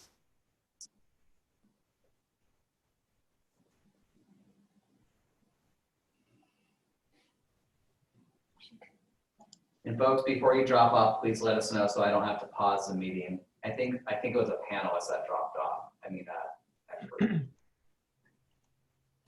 Patience, please. Wait, what? Not you, patient. I'm just asking for everybody to be patient while we do this. I'm going to come up with a different word. Sorry. It's so confusing. I know I do that to you purposely. Sorry. You did. Okay, you know how I am. A little bit of raw humor is good for everybody. Daniel, you better not be laughing at me. I'll cry. Sorry, I was just tickled by the current of all the energy of getting through all these policies right now. That's it. You guys are awesome. We're gonna all go to McDonald's and get a self-serve soft ice cream, and their pumpkin pies came out too. They're really good. How much longer are we gonna go? We probably need about 20 minutes. 20 minutes? Yep. Clock started. Oh, yeah, there we go. Clock started is good because you're gonna lose us, and some of us are gonna have fatigue. I appreciated it. but some of you guys took a long time in other parts, including you, Mr. Osimi. So you need to be patient so we get this work done. I'm missing Jeff. Did you find Jeff? Yes, Mr. Catalano. You know I love you. Yes, thank Jerry, you. at this time, I'm just going to have to let everybody know that I've got to go. And so this is Steve Brandow. So just make sure in any future votes here that I'm not reflected in the votes either way. Okay. I will make sure. Jeff Roberts. I don't see him. Thank you and good night, everybody. Thank you, Steve. See you later. Thanks, Steve. Okay, great. So we lost Supervisor Brandow and also Jeff Roberts. All right, we're moving on. We're down to 15 members now. So folks, let's keep it going. Number 41, motion by Mariah, needs a second. Motion. I will second that. But I also know that we just voted on this in my motion. Yep. So this should motion that no later than June 30th, 2021. I'd like to strike the date.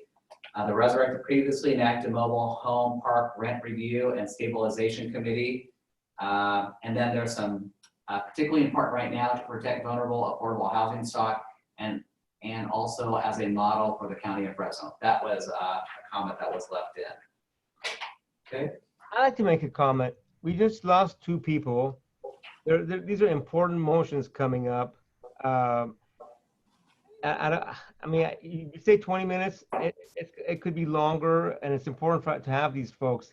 Would the committee be okay to adjourn and come back and finish the rest of it when we're fresh? No. No. Yes. No. No.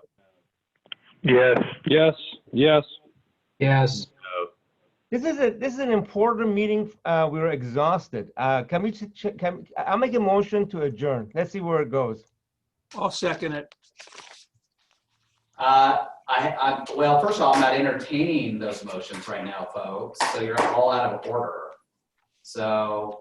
Sorry, just a point of clarification. My understanding is we're done after this and we don't have a choice in the matter. Like that was kind of what was communicated. Carrie, I don't know if you communicated that to me, and that's part of like setting aside my schedule right now to, not that I really have anything to do other than watch football, but just make sure we can get through. You're right. Point of order, Mr. Chairman. I'd like to hear from the city attorney. Well, the city attorney, is she here?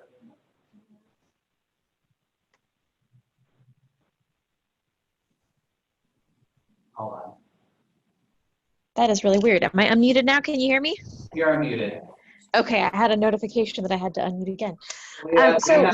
Talia, there's been a motion to adjourn because we lost 2 committee members, but I haven't recognized that motion yet. We're down. Yes, okay. We're at motion 1. So here's the procedural question I have. First is, before the motion to adjourn, were there any pending motions on the table? All of them are motions. But are all of them pending? All of them are pending. Okay. So procedurally, the best way forward would be for either Mr. Catalano, for you to consider a second motion, or all the pending motions need to be taken up before a new motion can be made. So procedurally, unless Mr. Catalano, you are willing to consider the new motion, the pending motions need to be heard first. I want to make sure Talia understood the question. So, Talia, there's a bunch of motions in front of us that we haven't voted on yet. Correct. And I made the motion to adjourn. Yes. Okay. So, but if motions have been made prior to your motion to adjourn and they have not yet been taken up, they're still considered No, there are pending? no motions. No, all the motions have been made prior. Now we're just doing the vote. Right, but the motions have been made and they've been seconded, so they need to be voted on before a new motion can be made, unless Mr. Catalano is willing to consider hearing the adjournment motion. I mean, these are the motions that were made. I think several of the motions need seconds to be made. That is correct. But it's still a motion. Right, so there are pending motions that need to be acted upon before a new action can be taken up. Right, well, that's the procedural order. So we have our ruling, so I am not entertaining a motion to adjourn at this time. I made it very clear to the committee last time and during this meeting that we had to get through this work and ask everybody to be thoughtful in their comments. I was very liberal in allowing people to talk, so we need to complete our work. So please stay on the line. I cannot help the fact that Mr. Roberts and Supervisor Brandow had to leave the meeting. We've all had a long day, so we will continue. 42, where are we? Sorry. We're on 41, but I don't know who seconded it. So 41 it was a second by Don. Okay. I asked that the date be removed. And I needed to ask Mariah and Don if they were okay with that. Yeah, that's fine. Yes. Great, thank you. Any additional comments regarding this motion? And please remember, this will be headed to a workshop for a larger public discussion in a couple of weeks. Any additional comments from members of the committee? Which one are you on? Thank you for clarifying. Number 41, please. Great. All right, members of the public, any comments? Thank you. All right, all those in favor, please say aye. Aye. Aye. Any opposed? We have no opposition to this. Moving on to number 42. Motion by Don needs a second. Motion to provide direction to the Historic Preservation Commission and Planning Department staff for the HPC to prioritize the adoption of historic districts on the HPC monthly agendas and recommend at least one new historic district per calendar year during the duration of this specific plan, using the previously prioritized district list by the HPC. The list identified Chinatown Historic District, Yosemite Avenue Historic District, Hitching Post Thematic District, Modernist MCM Thematic Historic District, Adeline Palm Historic District, Fulton Downtown Historic District, and other districts. Thank you. We need a second on that. Second, this is Patience. Thank you, Patience. Any members of the committee have any additional questions? Don's put a lot of work into this, so thank you, Don. Members of the public? There being none, committee, all in favor, please say aye. Aye. Aye. Thank you. Any opposed? Sal. Gary, Darius. Matt Smith. You guys are just being ornery. No, Patience, reserve your comments for the record. Sorry. Matt, and then who else? So I have Sal, Gary, Darius, and Matt as no. Correct? Thank you. Moving on. Number 43. Motion by Don needs a second. Motion to develop. Second. This is Sal. Motion to develop protocols for the nominations to the HPC by council members and the mayor to allow for greater representation of underrepresented communities for service on the HPC. We have a second by Sal. Thank you. Any members of the committee have any questions? Call for the question. Members of the public, any comments regarding this item? Just remember, folks, before you call for the question, I need to go to the public. There's been the call of the question. All those in favor? Aye. Aye. Aye. Okay. All those opposed? No opposition. Moving on to 44. Motion by Don needs a second. And there it is. Motion to strengthen the powers and responsibilities of the Historic Preservation Maintenance Strike Team, which is composed of members of the Fresno Fire Department, Fresno Police Department, Code Enforcement, and the Historic Preservation Commission. This team should provide a bi-monthly report to the Director of Planning as well as City Council to provide information on which designated historic properties listed and heritage are in danger of demolition by neglect. Thank you. We need a second. This is Gracia, I'll second. Okay, we have Gracia. Any additional comments from the committee? There being none. Is there a fiscal cost to this? No, this team already exists and has existed for, I believe, 3 years. And it's the meeting where all these elements come together to designate specific properties that are about to be lost. Okay, so Don, so what does this do if it's, the strike team is already there? What does this motion accomplish? Well, the strike team sends the recommendation only now to the Director of Planning. It doesn't go any further than that. And so this would provide this information on a broader scale. Don, are the existing recommendations on a bi-monthly basis, or is that also a change? That's also changed. What is it right now? Periodically. There is no ongoing, no schedule. Okay, yeah, because I mean, having a regularity would be good. Every 2 weeks might be overkill. That's, I generally think I also want to get through these fast too, and not. Right.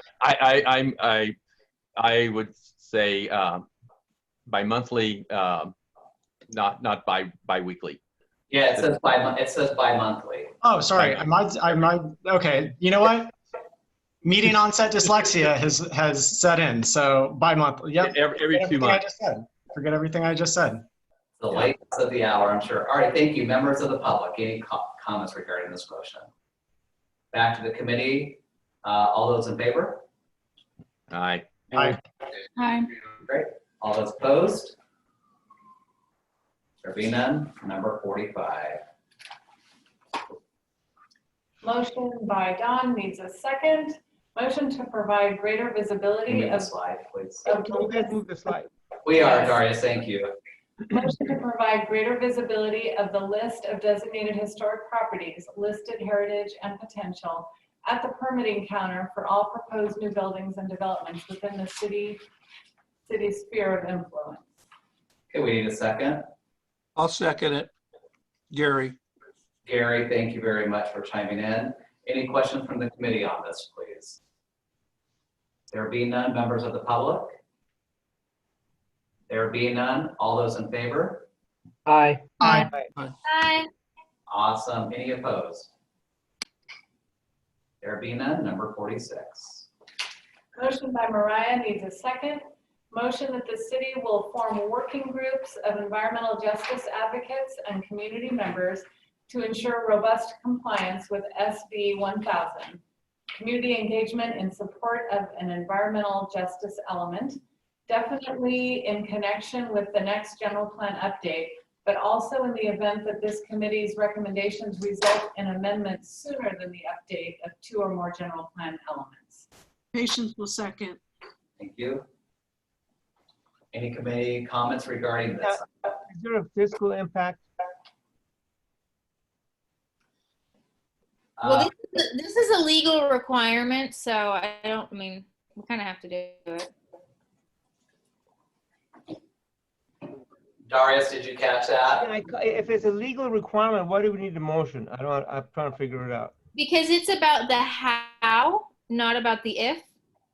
So it's about how the city will comply with this legal requirement, and this is a motion to create a working group that it is consists of individuals that specialize in this issue and impacted individuals to ensure that it is a community-driven process and an expert-driven process. So it's about the how, not the if.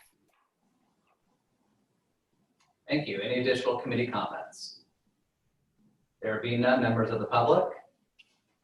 There being no comments, all those in favor? Aye. Aye. Aye. Those opposed? No, Gary Janetta. Gary? No, Darius. No, Darius? I have my No, Matt Smith. No, Matt Smith. Still have my pen. Who else? Wayne? I'm a yes. Oh, and Wayne, you're a yes. Okay, great. Thank you. So I have Gary, Darius, and Matt as no's. Is there any additional no's? Okay, moving on to 47. Okay, motion by Daniel needs a second. Motion to recommend that any comprehensive updates to general plan should include an update to the mobility and transportation element, which addresses TNCs, ride sharing, and shared transportation. Great. We need a second. Don will second. Don, any committee comments regarding this? There being no members of the public. Any comments, please?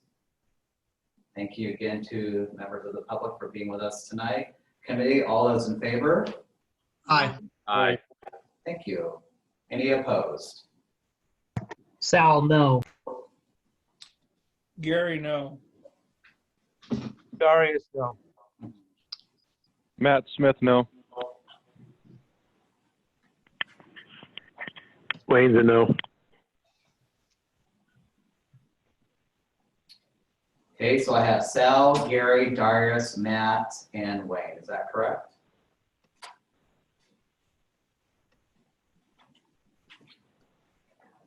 Anybody else? I'm just making sure I keep them count. Okay, we need 7. All right, thank you. Next motion. Motion by Grecia needs a second. Recommending implementing policy 4-26.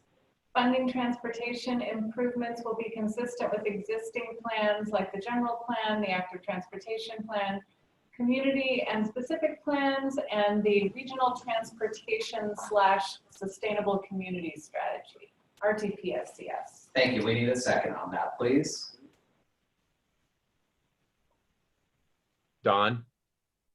Thank you, Don. Any committee comments? Any committee comments? Okay. There being no members of the public, any comments for you? There being none, back to the committee. All those in favor? Aye. Okay, thank you. Anybody no's, please? Darius is a no. Gary's a no. Matt, no. Wayne, no. Okay. Darius, Gary, Matt, and Wayne are no's, correct? Am I missing anybody on the no's? Okay. Moving on to no, turn the page. Thank you again, Sophia. 49. Yes, motion by Gracia needs a second.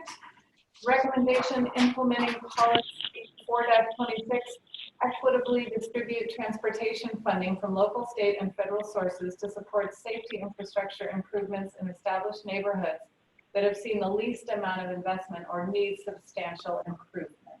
Second. This is Keith. I'll second. Keith, thank you. Members of the committee? Questions, comments?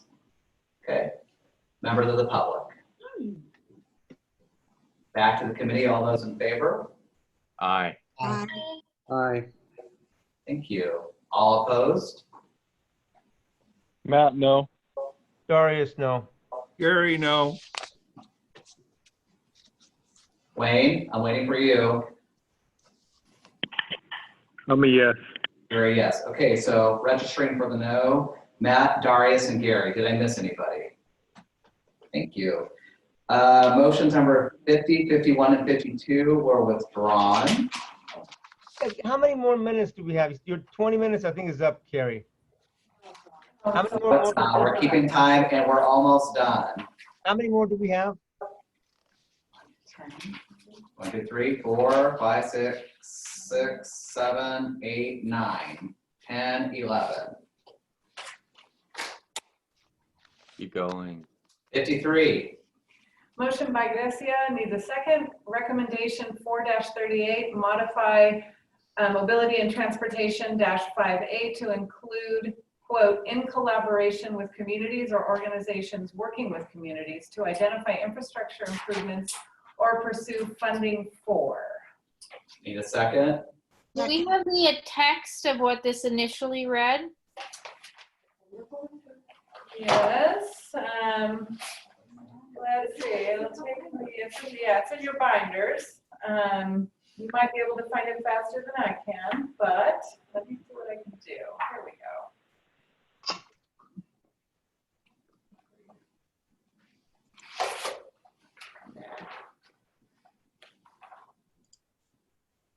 Actually, I don't know, Gracia. Okay. We don't have a 4-38. It was oh, page 438. Okay, I get it. MT5A, got it. Okay, it is, it's sidewalk development. Pursue funding and implement standards for development of sidewalks on public streets with priority given to meeting the needs of persons with physical and vision limitations. Providing safe routes to school, completing pedestrian improvements in established neighborhoods with lower vehicle ownership rates, or providing pedestrian access to public transportation routes. Okay, thank you. We need a second on that. I might have missed it. Okay, I'll second. This is Mariah. Any committee comments? There being none, any members of the public? All those in favor? Aye. Aye. Aye. You, all those opposed? Matt, no. Darius is a no. Gary, no. Matt, Darius, and Gary, no. Am I missing anybody? Thank you. Number 54. Motion by Daniel needs a second. Recommendation on page 447, modify MT-11-C to incorporate guidance that truck routes should avoid sensitive receptors, in parens, housing, schools, parks, religious institutions, etc. We need a second, please. I'll second that. This is Mariah. Thank you, Mariah. Committee comments? Just to briefly clarify that the guidance is intended to be advisory and pretty soft. The way that the truck routes are set up right now almost exactly overlaps with every arterial street in Fresno. There's some exceptions, but the idea would be, you know, for this, and this is a way future thing, and I'm mentioning this because it came up in one of the spreadsheet comments, that the city do some policy adopting and take on some planning to help, you know, sensitive receptors alike to not wind up in quagmires because of where trucks are going. Like, have good truck routes that work good for truckers, and then also avoid things where they're, you know, going to be badly set up. Again, very general. Thank you, Daniel. Got it. I have a question for Daniel. What's that, please, Darius? I had a question for Daniel. Is this the right time to ask? Of course it is. Okay, Daniel. So, like, what about grocery stores that they, you know, take food deliveries, and are you talking about those? I mean, it could be. Part of it depends on the actual trucks that are being used, because I think there's a gross vehicle weight thing involved, and I don't want to put my foot in my mouth, but we have like box trucks that, like those Isuzu or Mitsubishi trucks, that ideally would be exempt from that. To briefly elaborate on this, it really, again, the motion's really general. This could be a type of thing that's rolled into future stuff as transportation, you know, equipment development improves. There could be a way to say, hey, if you have like a recognized clean fleet or electric fleet or something, that we modify our truck routes going forward to like give treatment that part of, I mean, if we're talking about why we want trucks to go certain places, it's to avoid conflicts that involve noise, pollution. There's also some safety things, but if there's modifications that are going on that people are, you know, going way above and beyond, that they could also get that too. Yeah, I hope. Yeah, so there's a grocery store that needs a grocery, and sometimes they get 1 o'clock in the morning, they get delivered. This would, you know, recommend them to have smaller trucks. Put more regulation on those. That would be, you know, one of. It's right now the discussion of truck routes is basically, the general plan says here, this will be truck routes. So I think that my recommendation is to include more robust discussion of just generally about the interactions there. And I have a sense that it's going to come up because, you know, I don't know if you're following along with the Producer's Dairy thing, how that project, the truck parking one, got torpedoed because everybody was complaining about the truck uses there. And, right. And So I don't want to rehash this too much, because we're going to get in, and we can vote it up or down. let's just vote it up or down, because I think there's going to be a lot of exceptions to the rule on the conversation. So any members of the public or any additional questions from the committee? Members of the public, members of the committee. All those in favor, say aye. Aye. Aye. Aye. All opposed? Sal. Wade. Gary. Matt. Darius.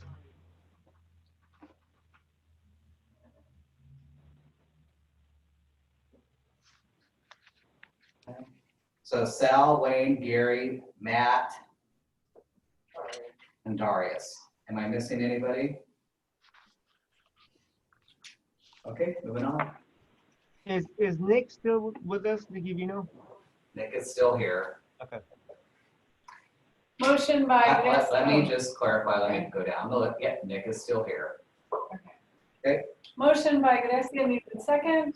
Recommendation from page 446, modify MT-11 to include language of, while reducing emissions, and set goals consistent with Executive Order N7020, and create new implementing policy to support and require, within a timeline consistent with the state, to transition to zero emission goods movement. This includes requiring infrastructure or at least an easy transition for new development, and actively seeking funds to support this transition. Thank you. Second? We need a second, please. Don. Okay, thank you, Don. I was getting ready to say move on. Okay, any committee comments? Members of the public. We have a lot of troopers on the call tonight, so thank you. McDonald's will be coming your way. All those in favor? Aye. Aye. Aye. All those opposed? Darius. Sal. Gary. Matt. Wayne. Sal, Wayne, Gary, Darius. I didn't hear Matt. Did Matt chime in? Yeah, Matt Smith. Okay, thank you, Matt. All right. Moving on to 56. You got 5. Right? Oh, I'm sorry, 55. What's that? You got 5 no. One, I do, yeah. Okay. I just, Yeah, still we so need 7. number 56, motion by Iglesia, needs a second. Motion, recommendation, new objective, and this is for chapter 4 of the general. Transportation planning and funding will be aligned with our statewide climate goals to reduce vehicle miles traveled and greenhouse gas emissions. Implementing policies, actively seek funding to support infrastructure and capital improvements. Work with entities including nonprofits, community groups, and financial institutions to identify and competitively apply for funding sources and create educational programs to support a transition from diesel to cleaner alternatives like electric or hydrogen fuel cell. Programs will work to demystify this technology and the incentives that exist. Ensure equitable distribution of these programs and general investments. Create and adopt a plan to transition all the city's fleet to electric, beginning with new purchase of vehicles. This includes the FACTS system. Freight facilities will install electric vehicle charging infrastructure to support their own fleets or electric freight trucks. New facilities will be required to incorporate this into their construction. Existing facilities will be required to as they renew or seek new permits. For facilities who do not have the resources to transition, the city and other appropriate agencies should work with the company to identify. Thank you. We need a second. I'll second that. Second, Keith. Mariah, would you yield to Keith or do you want to do the second? No, I'll yield. Okay, Keith. Okay, committee comments? I think it's great. Thank you. Thank you. Members of the public? There be none. Back to the committee. All those in favor? Aye. Yes. Okay, all those opposed. I got my pen ready. Darius is a no. Gary's a Sal. no. Sal's a no. Wayne. Okay, Matt, Daria, Sal, Gary, and Wayne. Is that correct? Am I missing any no's? Almost done, folks. 57. Motion by Darius, seconded by Jeff Roberts. Motion to have no sidewalk requirements, but instead have connectivity to exterior trail systems. Any questions regarding this motion? I don't understand this. No sidewalk requirements for what? Can we get some more context? Yeah.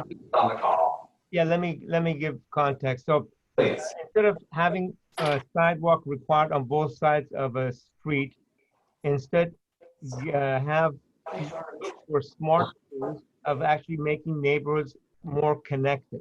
So by creating trail systems that maybe go behind homes, in alleyways, etc. So don't force sidewalk on streets, but actually ask designers and developers to come up with a routing system that shows connectivity within the subdivision and then to exterior trail systems and parks. So how would this serve people that are in wheelchairs, mobility assisted devices, and have strollers? So remember, residential neighborhoods are not subject to ADA. But again, my motion is that whether you have a sidewalk or you have connectivity from your front door to a trail system, allow designers to work with the planners to come up with in other words, you have to cross the street at some point, whether you're on the street in front of your house or and get on a trail or trail within your neighborhood, or you get on a sidewalk and then once you get to the corner, you got to cross the street anyhow. All right, thank you. If I can, Gary, Yes, the current standards and code allows for a development to put in a pedestrian circulation element, and the city evaluates it through the planning department to determine where sidewalk is necessary and where sidewalk is not necessary. And so in many cases, sidewalk isn't necessary on one side of the street, but it can be on the other side of the street, and even with the park strip to make it wider. So it's been at the discretion of the planning department as far as the policy, but it required connectivity to handle all the wheelchairs and people with strollers. That's exactly what they look at. So I think part of this is you just want to have the same flexibility, and this would just state that. And it's important to have sidewalk flexibility, not just within the development, but also connect to commercial, also to connect to trails. And so there's some things we can do that actually are better than what we're doing now as far as connectivity and pedestrian and walking to different land uses within a neighborhood. So Thank I want to make sure that's Gary. Nick, you are next. Yeah, I totally agree with Gary. Sometimes you can actually find a better way to have internal circulation and circulation to more intense land uses in the neighborhood. I think the policy of being flexible but maintaining accessibility, at least when I was there, it did work. Okay, thank you, Patience.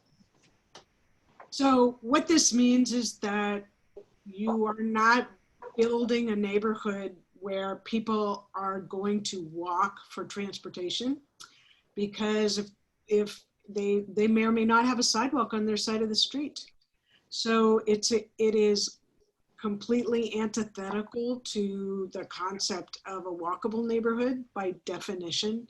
And it actually, for a while, we had a 2 sidewalks policy in this town, and some of the folks on this call made that a matter of discretion all of a sudden. So normally every word that drops from Nick's lips, I'm like, yes, absolutely, but I emphatically disagree with this. We need to be building neighborhoods where people can walk. And this doesn't help that. Agreed. All right, thank you. I mean, this doesn't change that. It doesn't change the ability for people to walk within their development. There's no difference. You can't, in other words, if you have a cul-de-sac street, and to leave that cul-de-sac, you have to cross the street at the end of the cul-de-sac. Sidewalk on one side of the street is just the same benefit. So Gary, when was the last time you walked around in a neighborhood? Oh, I do it often. I am here to tell you that when there's no sidewalk, it is uncomfortable. It feels dangerous. I don't want to argue the point with you, but I live in a neighborhood with no sidewalk, and you can't believe the amount of kids on bikes and the parents and the families and the people taking their dogs walking. If you just stay there for an hour, hour and a half, you won't believe the amount of people that walk. So it does work, but I believe there should be sidewalks on at least one side of the street. But my neighborhood has no sidewalks, so it doesn't work is just not true. I just look at Old Fig. Look at Old Fig and parts of town. How do those people go anywhere? Folks. All right, I'm gonna get to Mariah. I think that we know where people are on this. Mariah? Yeah, in my day job, I spend most of my time providing legal representation to people who desperately are trying to get sidewalks into their community. And there are many unincorporated communities that lack these, and it's almost the first thing that we hear about from residents that they want. And people do use the streets that don't have sidewalks, but it's not because they prefer them, it's because that's what's available to them. But they frequently worry about the dangers of doing so. So I think that eliminating this requirement is not beneficial. And in all of my experience talking with communities that don't have sidewalks, which is quite a lot of experience, people typically don't prefer it, even if they are willing to suffer through not having them, because where else are their kids going to play? So I really disagree with this. I appreciate that. Members of the public? Any members of the public? Thank you. Mariah, your hand's still up. If you put that down for me, please. Thank you. And for me, this was a standard bearer when I was on the planning commission. I wanted sidewalks on both sides. I know that I know the development community disagreed with me, but that is where I am. No change. All right, with that being said, all those in favor of supporting this motion, please say aye. Aye. Aye. Aye. Aye. One sec, folks.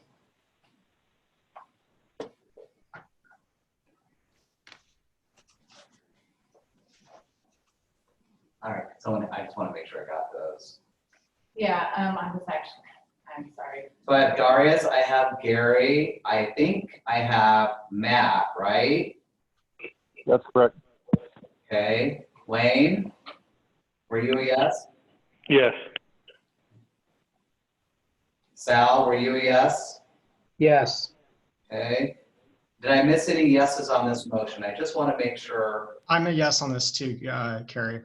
Okay, thank you. Even though we've kind of devolved into little voting blocks, I'm just trying to make sure I keep it straight. So I appreciate that, Daniel. Yeah, this is Nick. I'm a yes also. Again, assuming that just the current policy is maintained as Gary Jeanette explained it.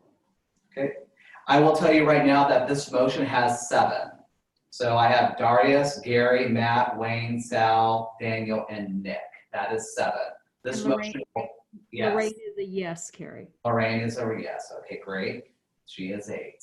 So this motion will pass. Can I register the rest of you as a no? Yep, that's correct. Yeah. Okay. If you want to all say no, you can. If you want to just say no, go ahead and say no. No. No. No. Got it. All right, motion moves forward for council consideration. Thank you very much. All right, motion number 58. We're almost there. Okay, are we gonna? Yeah, so there was a little bit of confusion on this, so we needed some clarity from the committee, please. We could just withdraw this, but somebody did this and we don't know who it was, and we have not been able to figure it out. How many more motions do we have? Darius, we have 3. Can we move on then?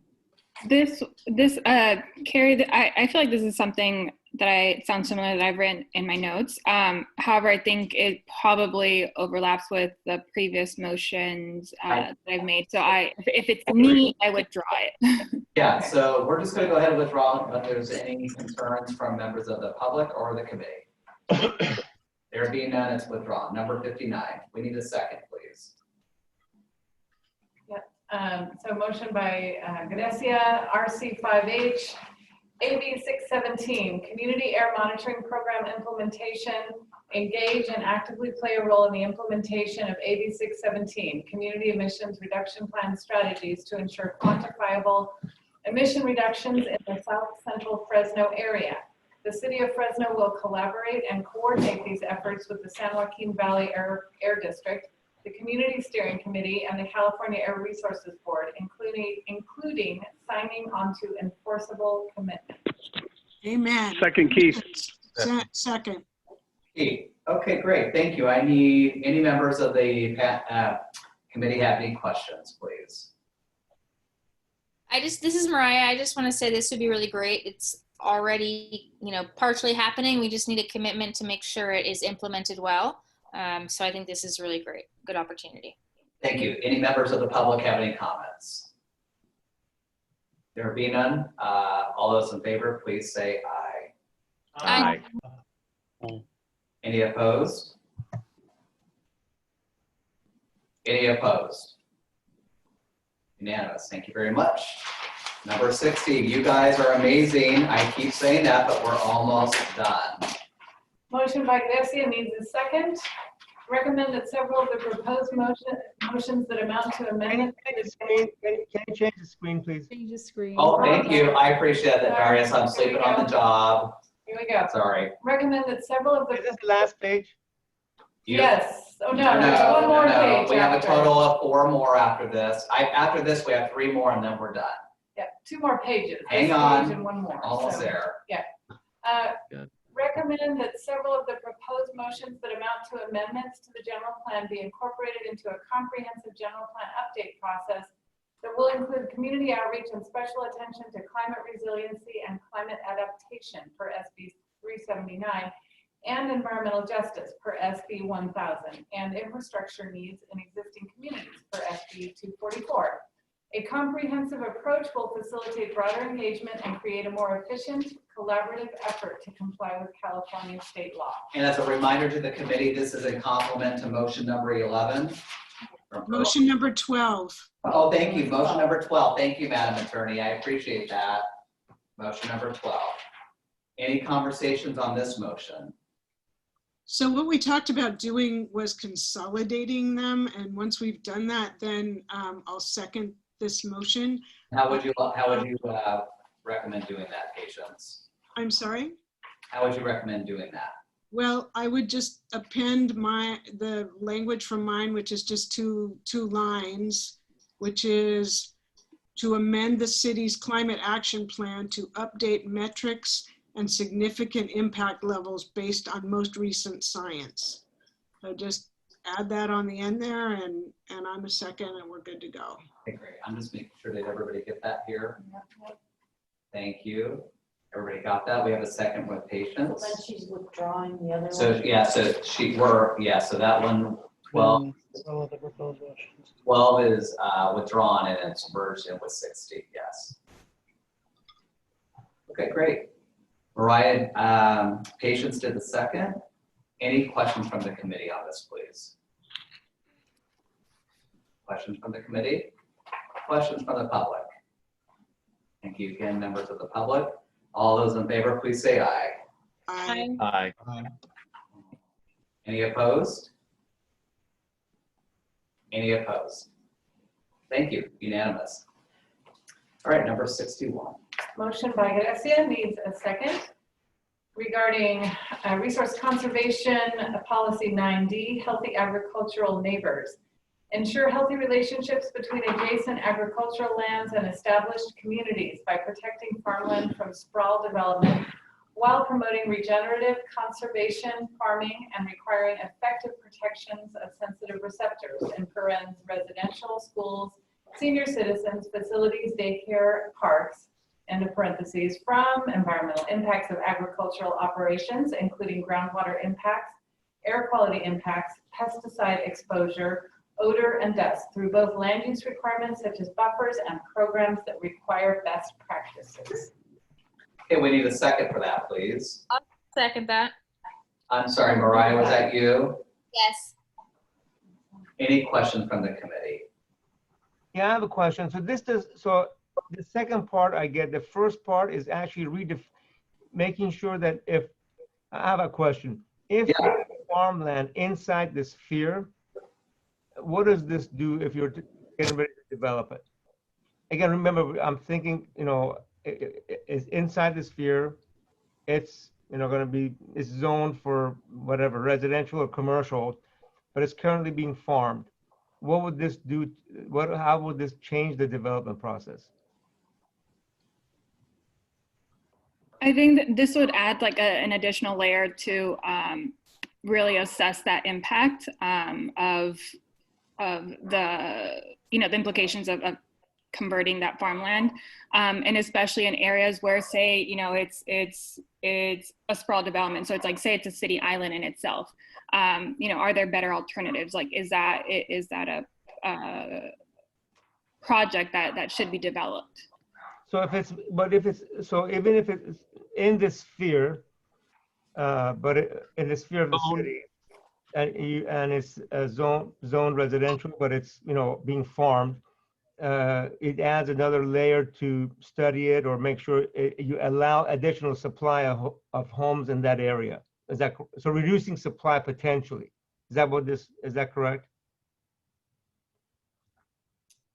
Reduce the supply of what? I'm trying to think. So adding one more layer of regulation to developing property inside the sphere that is currently being farmed. Is that how I read this? That's one way to look at it from developer standpoint. But again, this is really protective for farmers and especially small farmers, and then conducive to a more walk-friendly low VMT community. So. Okay. Yeah, I think I think one of the questions how we get there. So Daniel, you're next. Yeah, I was just gonna say I'm kind of on the fence with this only, first of all, a lot of the stuff, again, should be done in regular secret practice when you're going through the checklist. Agricultural impacts. There's also separate like regulatory schemes. I know notably on pesticides, I work on a lot of school projects, and we run into issues when we're doing projects in rural areas because DTSC, who regulates, among other things like pesticide stuff, has recently started, either some laws passed or more stuff's being enforced. And the thing is that there is a lot of consideration that as it happens takes place in here. The only rub I might do is something about active farmland, a distinction there, because sometimes you have lands that aren't being farmed anymore, and whoever controlled it said, yeah, I'm out of this. And sometimes it's because they're also not going to have water too. And then there's a lingering distinction on the infrequently updated farmland maps from the state that creates problems. I won't belabor the point too much. I'm generally okay with this. I also think it generally reflects what already should kind of happen at a couple different levels. And if we're going to do it, I might make a distinction to emphasize actively farmland stuff. So if it's like some, really marquee established farm that's still operating. If that's a friendly amendment, I agree. I appreciate Okay. that. Cool. Yeah. To active farmland, yes. All right. Active farmland. Okay, so is that in the first line? So ensure healthy relationships between adjacent active farmland and established communities? Is that what you mean? Yes. Okay. Thank you. Nick? I think this is fine, but I think it's already pretty much covered in the plan, even current plan, and even including active farmland, you have to take it into account when you propose a development. So I think it's good, but I think it's pretty much already there. I tend to agree that I feel like it's already there. So thank you, Nick. Members of the public? Okay. Gonna bring it back to the committee. All those in favor? Aye. Aye. Aye. Aye. All those opposed? Darius, no. Gary, no. Sal. Matt, no. Wayne's a no. Lorraine is a no. I think it's redundant. Okay. I'm a no. Only because to me it's redundant. So we have 7. Let me just make who. This is Nick. I'll vote no because I also agree it's redundant. Okay. So I have 8 no's, but let me just clarify for the record. I think I'm missing something. What's that? I have 8. I have 8 now. Okay, we have 8. Can you just read off who they are so we're clear? Yeah, Darius, Gary, Sal, Matt, Wayne, Lorraine, you, and Nick. Thank you. I was missing, Matt, I was missing you. Sorry about that. Okay, thank you. So motion does not move forward. Thank you. All right, we're down to the last 2, folks. So what was the vote on that motion? The motion fails. Thank you. Okay. Motion by Gracia needs a second. RC9E, Farmland Conservation Program for Small and BIPOC. Could you change the screen, please? Oh, thank you. Yes, we'll change the screen. No, it's there, Darius. It's not. Oh, no, there you go. Yeah, there we go.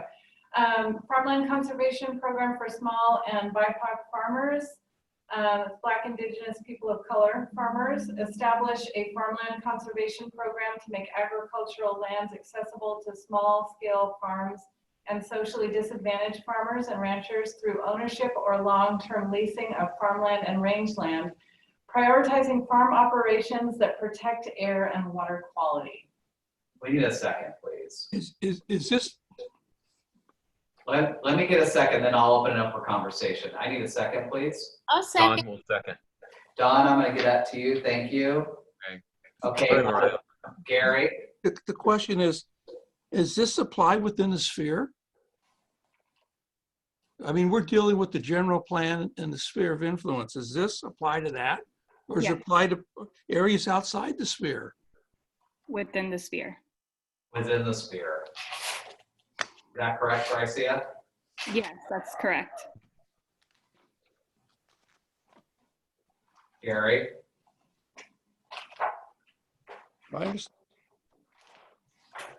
Did you finish your thought, Gary? I want to make sure. Well, no, I just don't understand how we have a sphere, we have a general plan, we have a housing element.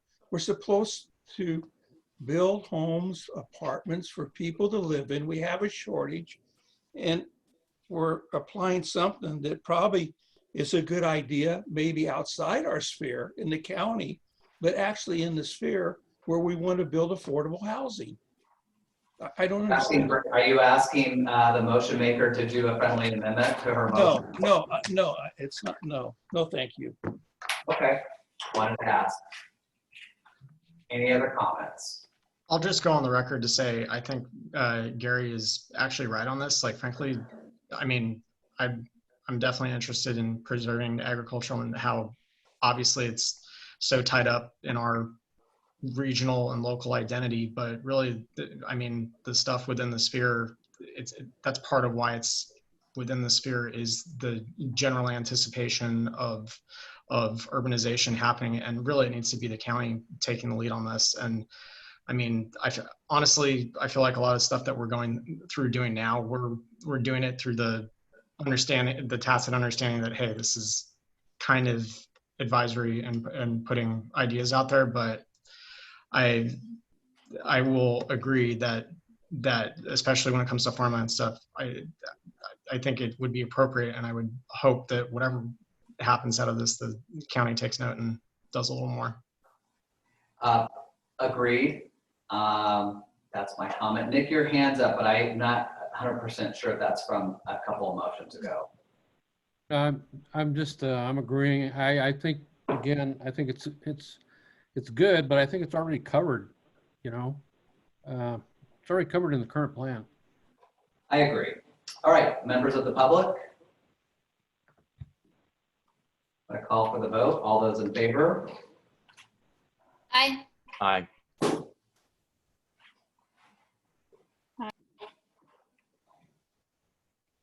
Okay, all those opposed? Darius. Sal. Wayne. Gary. All right. Hooray. Matt. Okay, here's who I think we have. We have Darius, Gary, Sal, Wayne, Matt, Lorraine, Nick, and me as a no. Daniel, I'm also a no, sorry. I'm abstaining. This is Patience. Okay, Daniel. You know what? I might actually abstain on this one too, kind of for the same reason I think that I'm very politically safe, but okay. I've tried to resist from abstaining on any of these, and if you want to put me down, I'm totally fine with being put down no. But I actually think that this might be a good one to do because it's really more in the county's wheelhouse. Okay, so Daniel, are you abstaining with Patience? Yes. Okay, great. So the noes have it. So what's that? Okay, got it. So clarification, Darius, Sal, Gary, Wayne, Matt, Lorraine, Carrie, and Nick are noes. And we have Patience and we have Daniel as abstain. All right, folks, we're down to the last one. This is a motion made by Daniel. We need a second, please. I'll Daniel, second this one. Patience will second. thank you, Patience. Committee comments. Oh, please read. I'm sorry, Okay. translator. Update the resource conservation element to reflect adoption of and ensure consistency with the Sustainable Groundwater Management Act and the Groundwater Sustainability Plan prepared and adopted by the North Kings Groundwater Sustainability Agency. Yeah, what does this mean, Daniel? What this means is right now the general plan talks in generalities about groundwater sustainability. SGMA didn't exist yet. The North Kings GSA didn't exist yet. So all this stuff is already somewhat imposed, but it's sort of doing the policy alignment to where everything acknowledges its own existence and getting it to play right with each other again. It's a thing that should be probably worked into the next general plan update rather than something that needs to be done today. And that's not to say that the existing general plan doesn't acknowledge groundwater sustainability or the city. To the contrary, they've done plenty of that. But it's just when we're looking through this document, kind of like we're going right now, we're constantly bringing in, hey, did you know this law changed, that law changed? And it's tough to keep up, but this is so fundamentally important and is worth, again, without getting too much into the specifics, just tasking the city and you know, in the preparation of the next general plan to address this. Okay. All right, thank you. Any additional committee comments? Thank you, Daniel, for that clarification. Just want to make sure we have patience as a second. Any members of the public who have been with us for 4 hours, amazing, thank you. Any comments from you this evening on this motion? Back to the committee. All those in favor? Aye. Aye. Aye. Yes. Aye. Aye. Aye. Any opposed? Any opposed? Last one is unanimous. Yeah. All right, folks, just a couple housekeeping items. Please do not drop off yet. This is important stuff. All right, so I'll be working with staff to draft the committee's reports. All motions will be included. Motions that were passed, motions that were tabled, all the motions. So the council will see all of them. And then there will, before we circulate the report to the council for the workshop, I'll make sure I'll have you take a look at it, making sure we got everything correct. And then there will be a workshop that will be scheduled sometime in November land. But I don't have a date certain for you yet, so hang tight on that. I will let you know the date. There's still COVID protocol measures, so we'll be able to invite a few of you to attend.